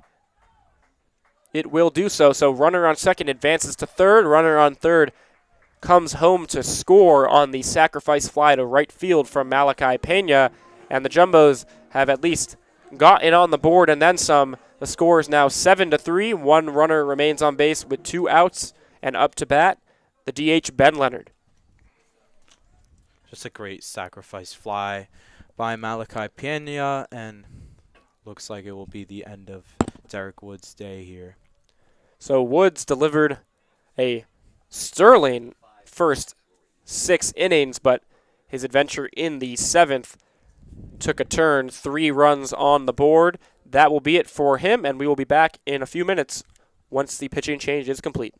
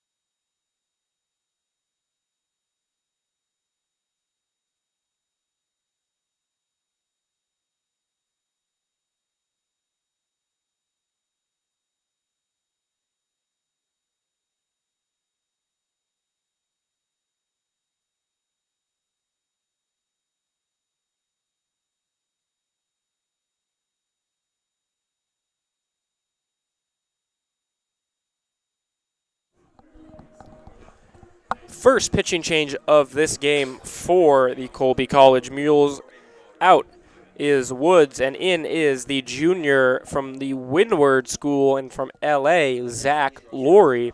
He appeared in 5 games in 2022, pitching to a 3.0 ERA in 6 innings this season after not appearing in 2023 at a 7.94 ERA in 5 2/3 innings, but an opponent batting average of only 1.58 as he nails Ben Leonard on the first pitch he throws and loads the bases back up. I think control is his issue. As I said, 1.58 batting average against, but 8 walks in 5 2/3 innings. So finding the strike zone has been a problem for him. 7 strikeouts, but 5 earned runs in his 5 2/3 so far this year.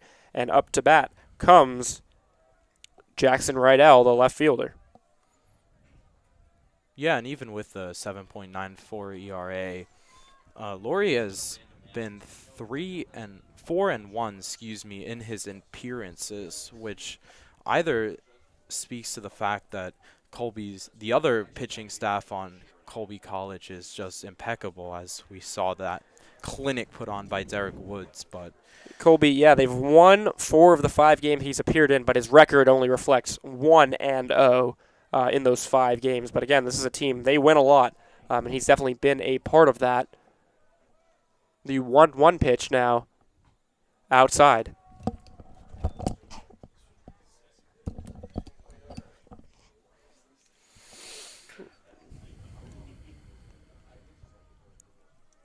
Rydell struck out and lined out in his first 2 at-bats.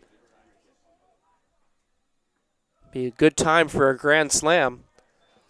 Tying runner, is at the plate. It is Rydell.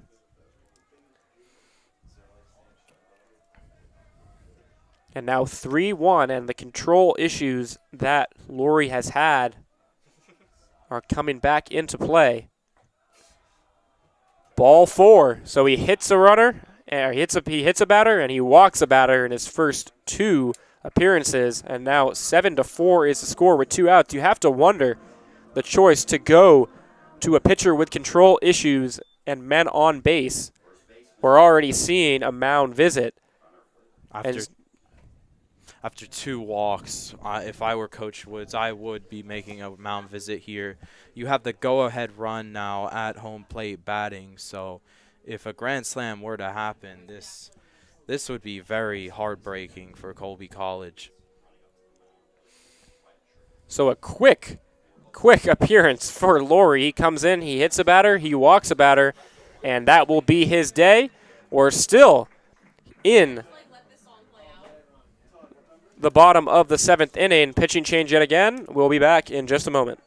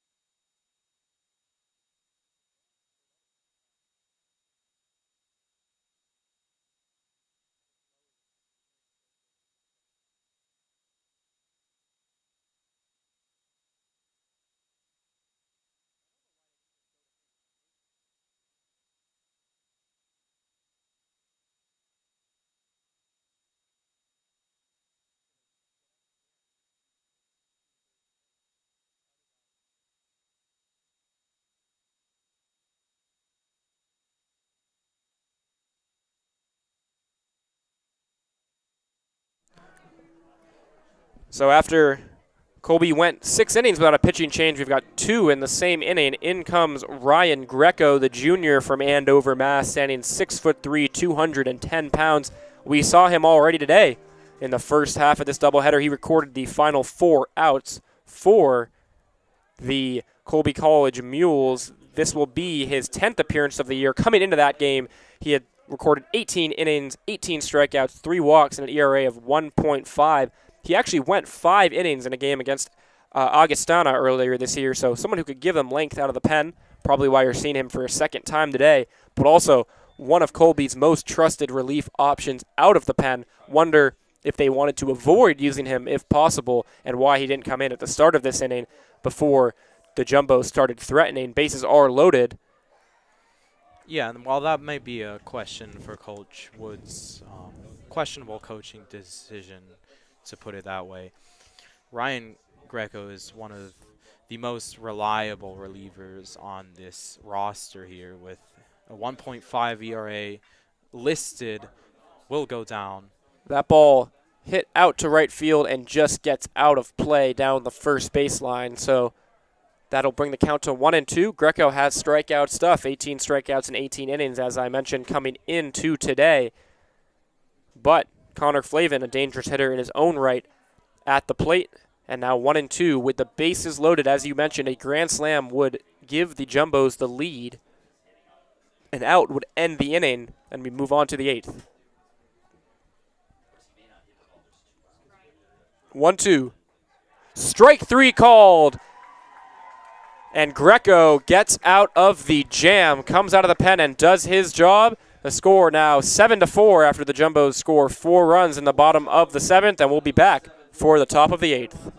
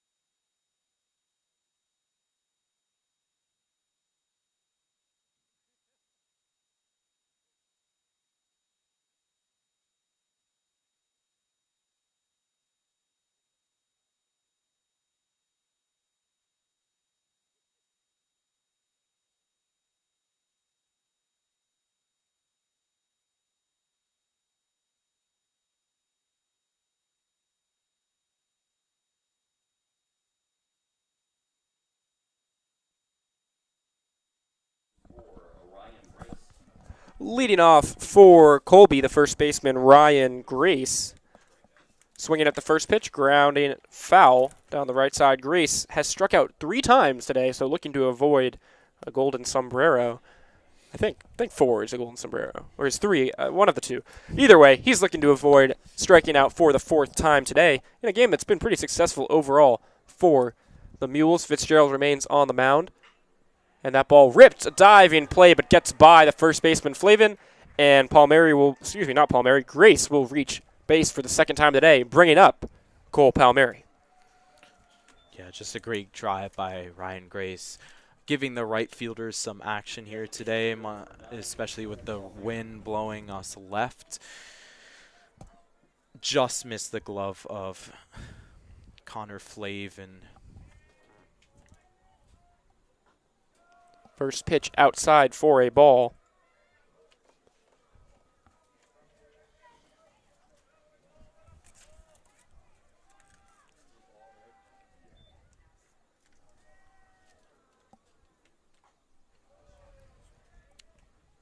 Thought about that one. Think it was in there for a strike either way. So 2-1 is the count against Palmieri.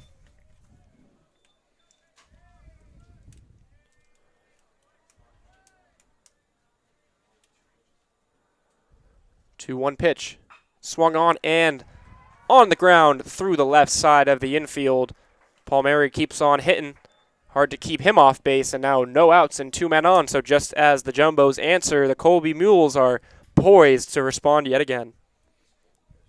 Yes, 2 solid contacts. Bats up bats, by the Colby College lineup, and while they might not be these flashy grand slams or 450 dead centers, they still do drive, get runners on base, and put the rest of the roster in positions to drive runs home. So a pinch hitter for Silva. It will be number 38, Cole Tully, the senior.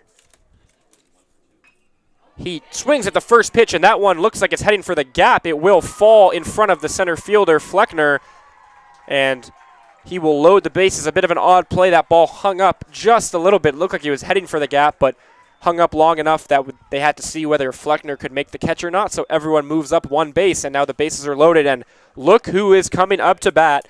Noah Richman. He is 4 for 4 today with 2 home runs, and he's up with the bases loaded. And the Jumbos are going to say a prayer collectively and hope he doesn't hurt them. Nowhere to put him as the bases are loaded. Fitzgerald. The pitch. Down the chute for strike one. This is not the guy you want to see at this moment with the bases loaded.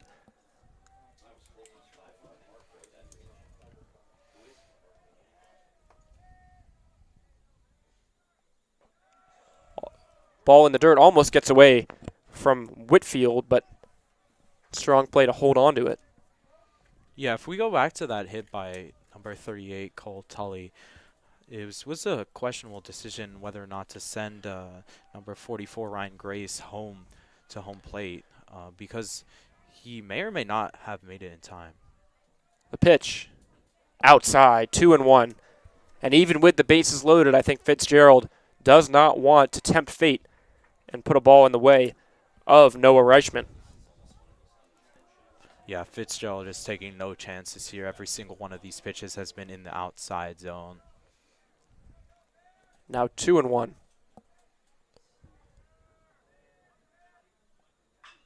Hammered down the third baseline. Another hit for Richman. 1 run is in. 2 runs are in. Richman is going to clear the bases. A 3 RBI double, and he is 5 for 5 on the day. Can you believe that? And just like that, Noah Richman has cleared the bases with a stand-up double. And the game is now a 6 score for the Jumbos. So 3 runs come in. The lead now 10-4. Just as the Jumbos put 4 on the board, Colby responds with 3 more of their own off the bat of Noah Richman, who is on second base. And another ball.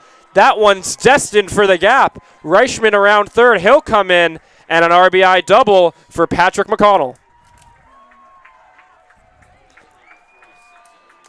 Just when you think the Colby offense has done enough, they cannot stop. This will be their 11th game of the season scoring, their 13th game of the season scoring 10 or more runs. That is pretty unbelievable. And if they are not the favorite to win the NESCAC, I don't know who is. 11-4 now the score. Time from the catcher. Jumbos still remain second in the NESCAC. However, their standing is obviously going to drop as Malcolm Whitfield comes out to calm down Gabe Fitzgerald here. One of the Tufts pitching coaches just jogged over to the bullpen, so we may or may not see a pitching change. Pitchers are actively warming up. But for now, Malcolm Whitfield will attempt to settle Fitzgerald's nerves. And while Gavin Brown did strike out 7 in his 5 innings, since he left the game, the Jumbos have, Colby has only struck out 1 time. And so they are seeing the ball well. They are hitting the ball hard, and they are extending their lead. Still no outs in the inning. Man on second for Ethan Hillenberg, the catcher. As time will be called, looks like it was a move to stall and a pitching change incoming. So again, this game devolving into a series of pitching changes for both teams, and we will be right back.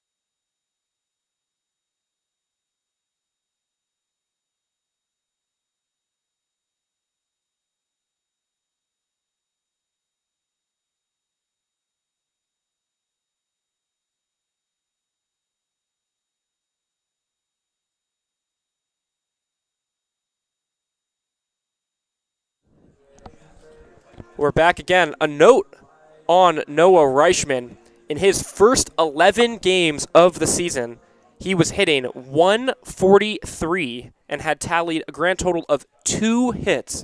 In his last 4 games, he has had multiple hits in each one. Against Southern Maine, he had 4 for 5, and today he is 5 for 5. So a guy who was mainly coming off the bench right now has become one of the most feared hitters in the NESCAC.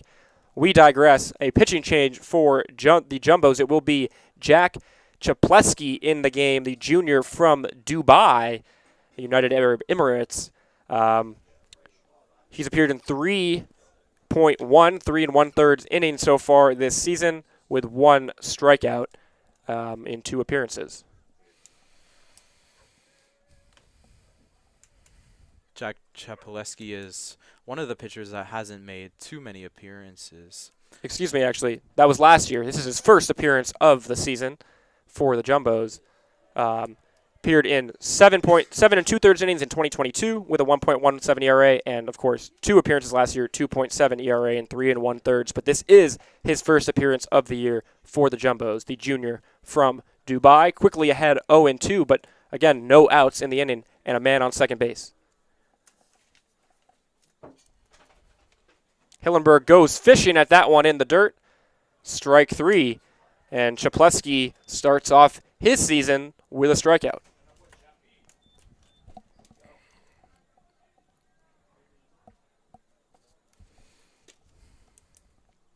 Shortstop number 1, Patrick Schrager.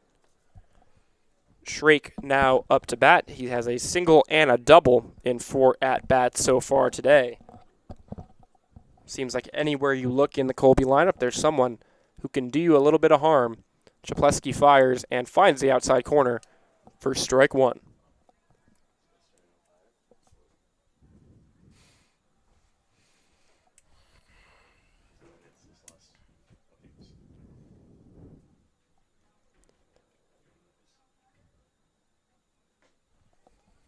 Outside for ball 1.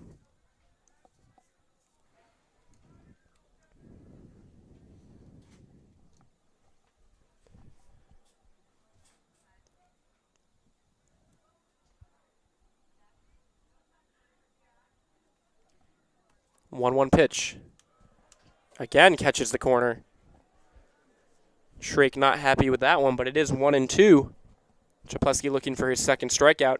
In those 7 2/3 innings in 2022, he recorded 13 strikeouts, a pretty high K per 9 average and opponent batting average of 185. So although we didn't see him last year, or haven't seen him yet so far this year, he's a solid pitcher. That one through the hole on the left side, bobbled in left field, but not a quick enough turn from the third base coach. So first and third now, still with 1 out.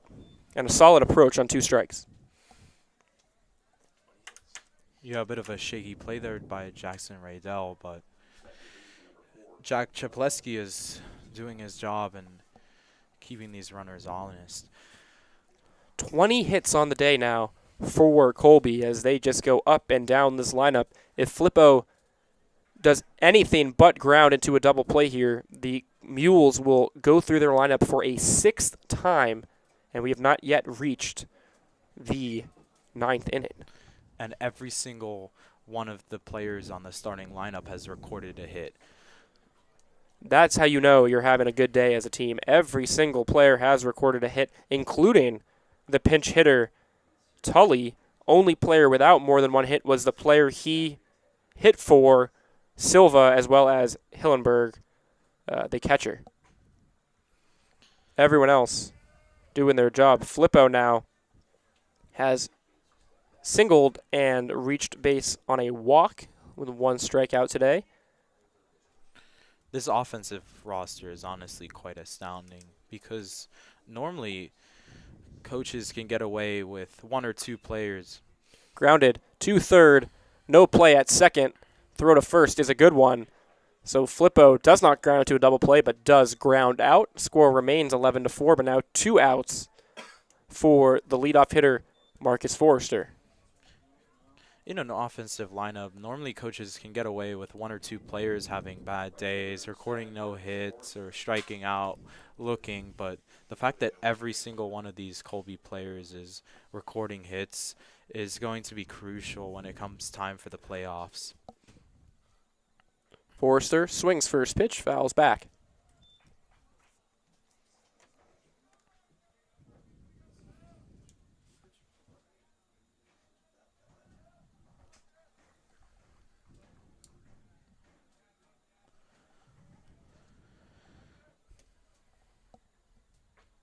Thought about that one, but taken outside, 1-1.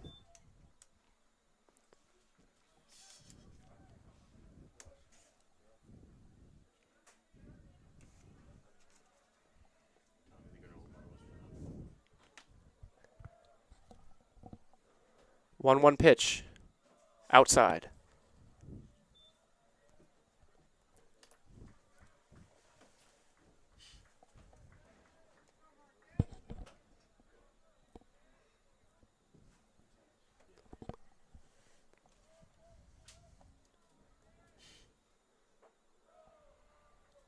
Low for ball 3.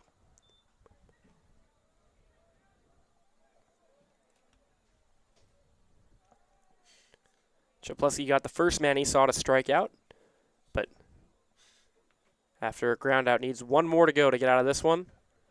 3-1. That might do it to the shortstop. Fleischer fires over to first. And Chaplesky gets out of it. 11-4 now the score. Colby, the offense, keeps on fire, and 4 more runs in the inning. We'll be back for the bottom of the 8th.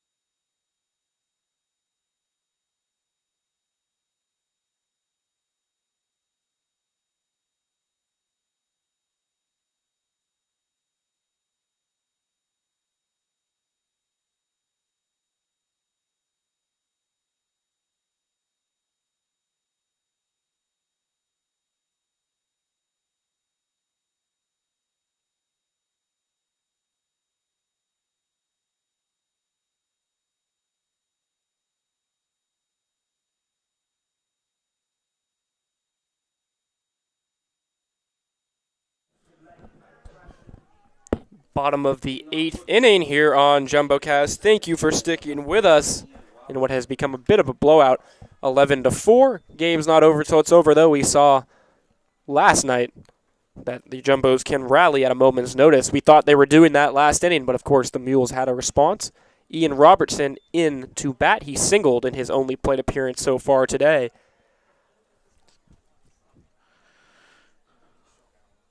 One thing Jumbos have not been able to do is on 2 outs, on 1 out, is been able to rally and continue to get players on base, which is something they're going to look to address going forward into the season. The April schedule is very busy, and they're going to need the players to be able to last these games, play error-free baseball, and stay consistent as the spring season really kicks in here in Massachusetts. Greco delivers outside. I think this Jumbo's team is still a solid one, and still one that's performed relatively well. They just ran into a brick wall that is the Colby College Mules. In 3 games, the Mules offense just never let up against a tough pitching staff that was at the top of the NESCAC coming into today. Robertson takes again to draw the count to 2-2. Well, yes, Jared, absolutely no doubt about it. The Jumbo's roster is definitely deep. We've seen the bench come in and play And they've been recording the same number of hits as the starting lineup. Greco looking frustrated that he couldn't command that one. Count is now 3-2 with no outs. Robertson at the plate. Solomon and Whitfield to come. Just misses inside, 4-4. Greco can't believe it, but runner will reach base on the walk. Got ourselves Patrick Solomon The third baseman, number 3, Patrick Solomon. up to bat. He has a double on the day. He was also hit by a pitch at one point. 2 for 2, single and a double.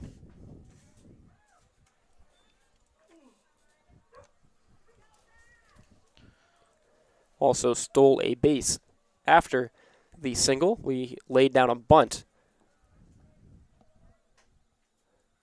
0-1, he swings and hits that one opposite field.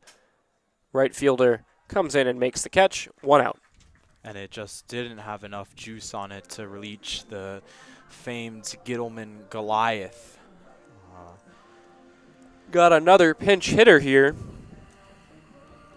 Pearson Cooper, the freshman catcher, pinch hitting for the other catcher, Malcolm Whitfield. So Whitfield's day is done. Pearson Cooper, right-handed freshman, standing 6'1", 215 from Bethesda, Maryland. He attended Georgetown Day School. That's right around the corner from my house in Washington, D.C.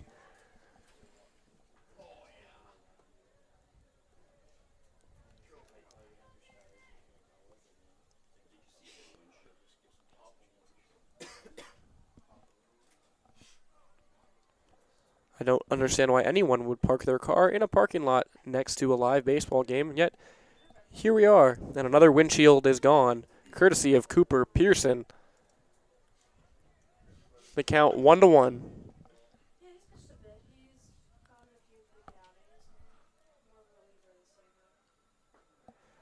Over the middle of the plate for strike 2.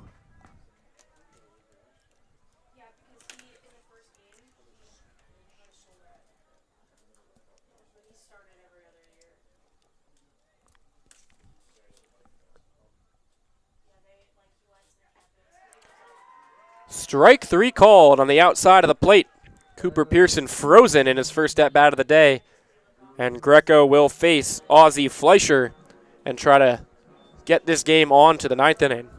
It's just a great pitch there by Ryan Greco, looking like it was going to brush the outside, and the ball definitely did have a little break to it. 0-0 pitch. Greco fires, swung on, and fouled back by the shortstop Fleischer.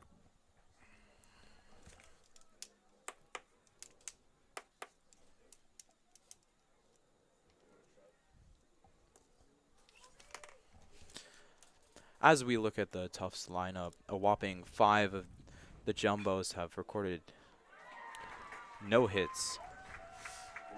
And Fleischer, who did single in his last at-bat, lines out to the second baseman to end any threat in the 8th inning. So on to the 9th inning we go. Will be a pretty tall hill to climb for the Jumbos. But first, the Mules will be back to hit the top of the 9th, and we'll be right back with them.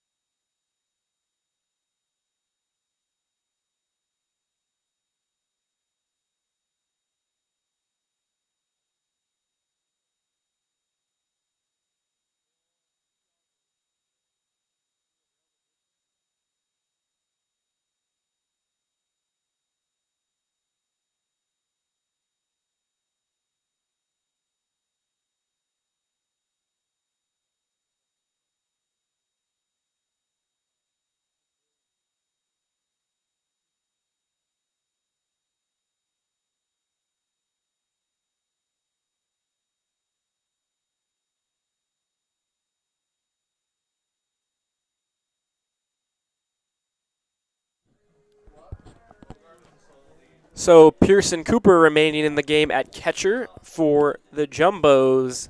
We'll continue to see Chapleski on the hill, and back to the middle of this Colby Mules order. Ryan Grace up to bat. Swings at the first pitch and fouls it back. Grace has struck out 3 times, but also singled twice, and we will see Cole Palmieri up to bat after him as well.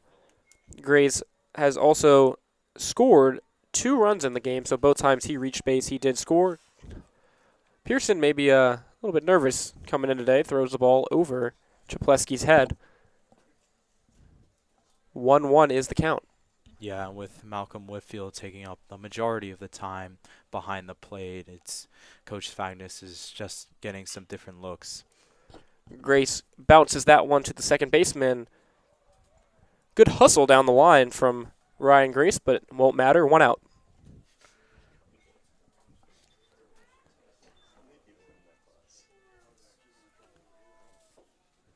The designated hitter, number 9, Cole Palmieri. Palmieri now up to bat. For Pearson Cooper behind the plate, this is only his 3rd game played. He is actually 1 for 1 with 3 walks in the games he has appeared in before today. Yeah, definitely a solid batting average, but not quite the level of prowess that Malcolm Whitfield has. So Palmieri, who's been doing his thing yet again, 2 hits and a walk, looking to do some damage once again. He swings hard, take a big hack at that one. 1-2 count, and Pearson Cooper throws it away again.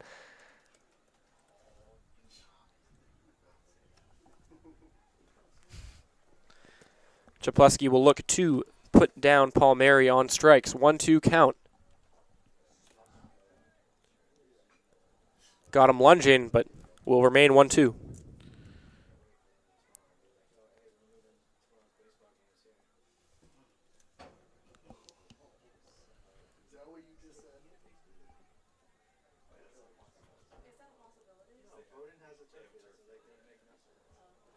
One, two outside.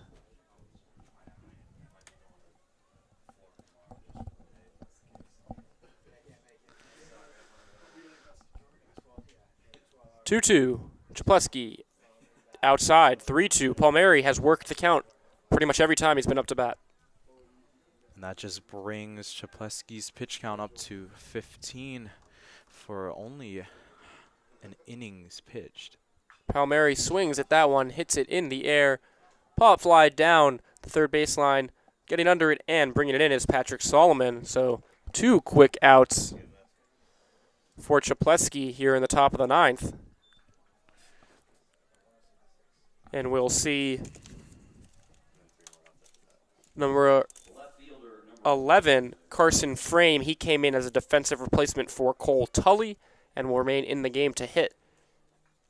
If he can reach base, we might get a chance to see Noah Richman come up to bat one more time and attempt to go 6 for 6, but that would require him to reach base.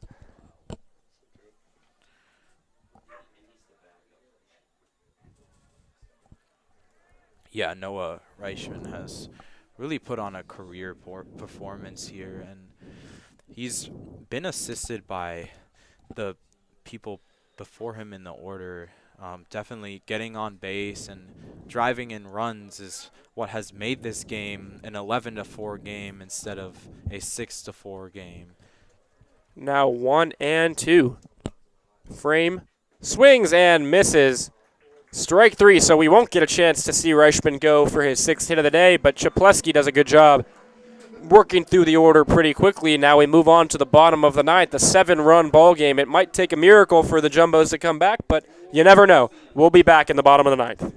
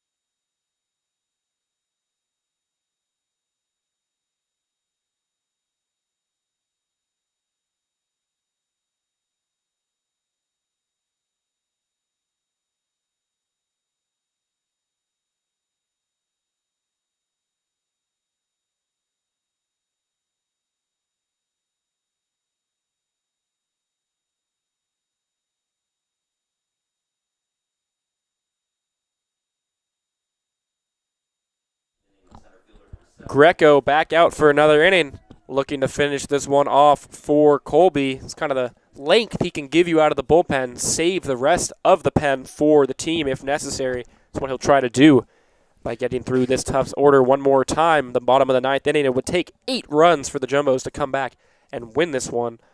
We'll see if we can do that, but they are at the top of the lineup. Fleckner, the center fielder, batting. Yeah, this 1-2 punch by Derek Woods and Ryan Greco has really been such an asset to the Colby College pitching roster. Fleckner hits that one hard, but on the ground to shortstop and a quick first out.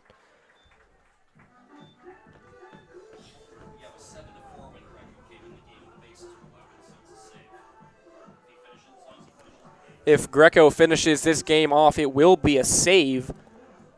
He came in the game when it was 7-4, 3-run game.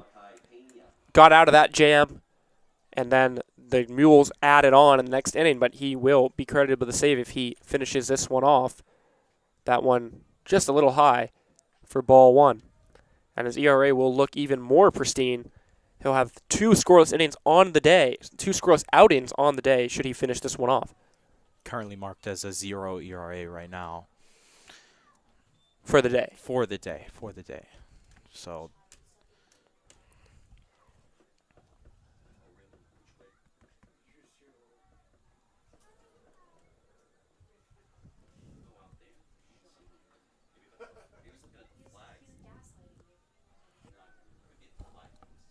1-1 pitch. Right down the middle for strike 2. And Pena, normally one of the most consistent hitters in this lineup, has had a tough second half of this back-to-back, though he did hit a sac fly in his last at-bat.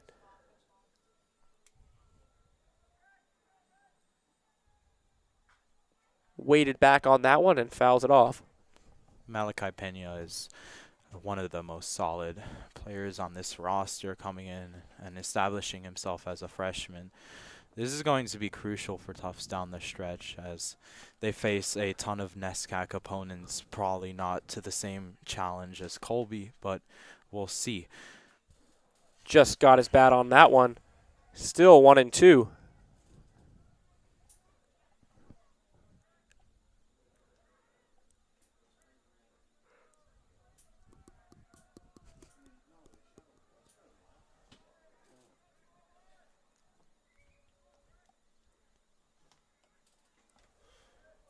Ball outside.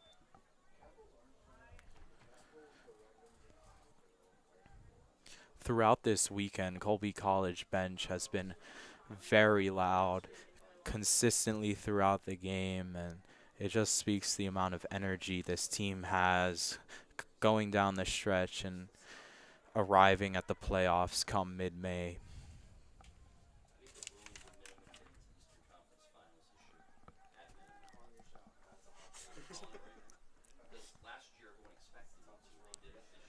Two count.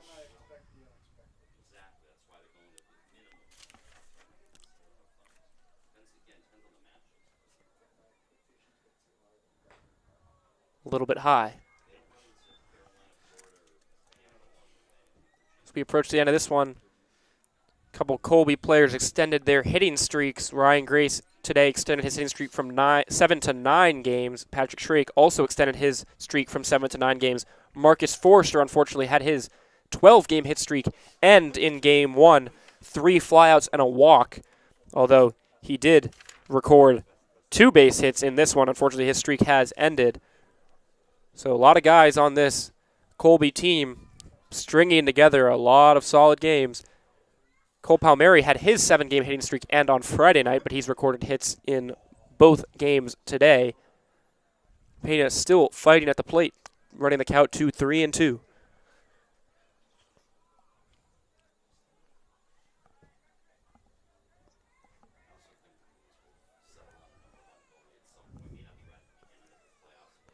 Three-two pitch to Pena.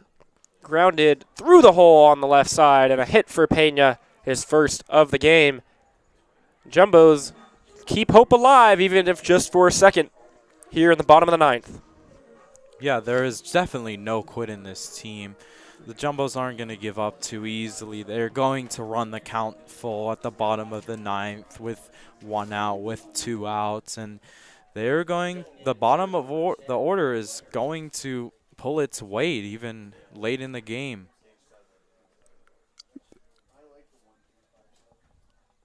Designated hitter, third in the lineup, Ben Leonard, up to bat. Man on for him with 1 out.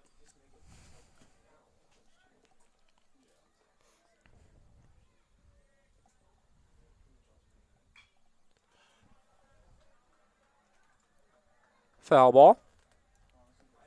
Now, there is no one specific player on this roster to blame the loss on. There's no player that made some egregious error by the Jumbos. It's really a matter of multiple players who are not batting consistently enough to win the game.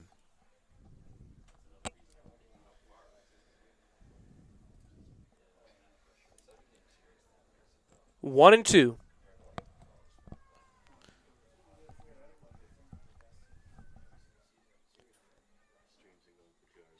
Swung on, fouled off by Leonard. Up needs a refill of balls here. 1 out in the bottom of the ninth.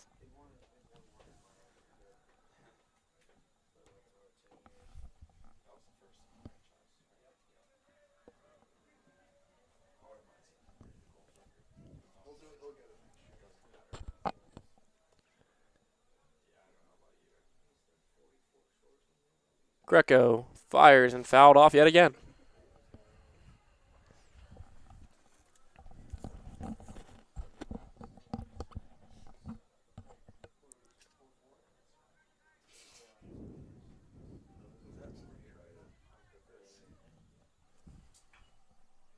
Fouled off again. Leonard continues to fight. And now that's the 3rd consecutive foul ball in the 1 and 2 count.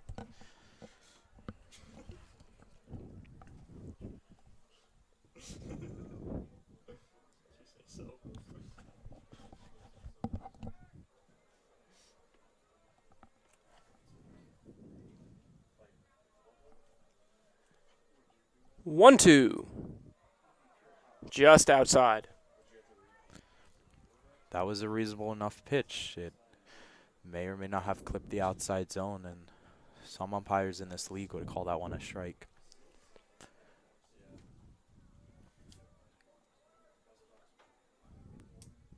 Two. And finally, Greco wins the battle, sends down Leonard swinging, and now 2 outs, and here comes Jackson Rydell, the last hope for the Jumbos. Not that there's all too much hope left. The left fielder, number 40, Jackson Rydell.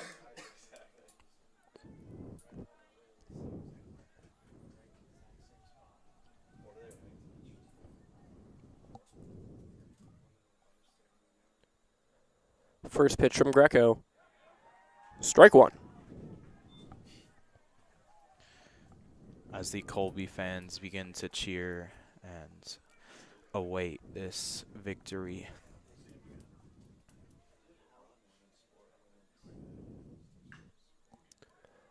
Hit in the air to right field. That should do it. Brought in by Forrester. And that's your ball game. Final score, 11-4. The Colby College Mules take this one from the Tufts Jumbos. They record 20 hits on the night on the back of a 5-for-5 performance with 2 home runs from Noah Richman, a night that he will not forget. The Colby College Mules come into Medford and sweep the Jumbos in a 3-game series. They are a absolute train right now that cannot be stopped, and they're looking to continue to hold their lead over the NESCAC as the Jumbos fall to 13-13. Or 13-12, excuse me. So not a great weekend for the Jumbos and a fantastic weekend for the Mules. My name is Jared Cohen. I've been joined by Brian Becker. We thank you guys for listening if you made it this far. And as always, stay home safely.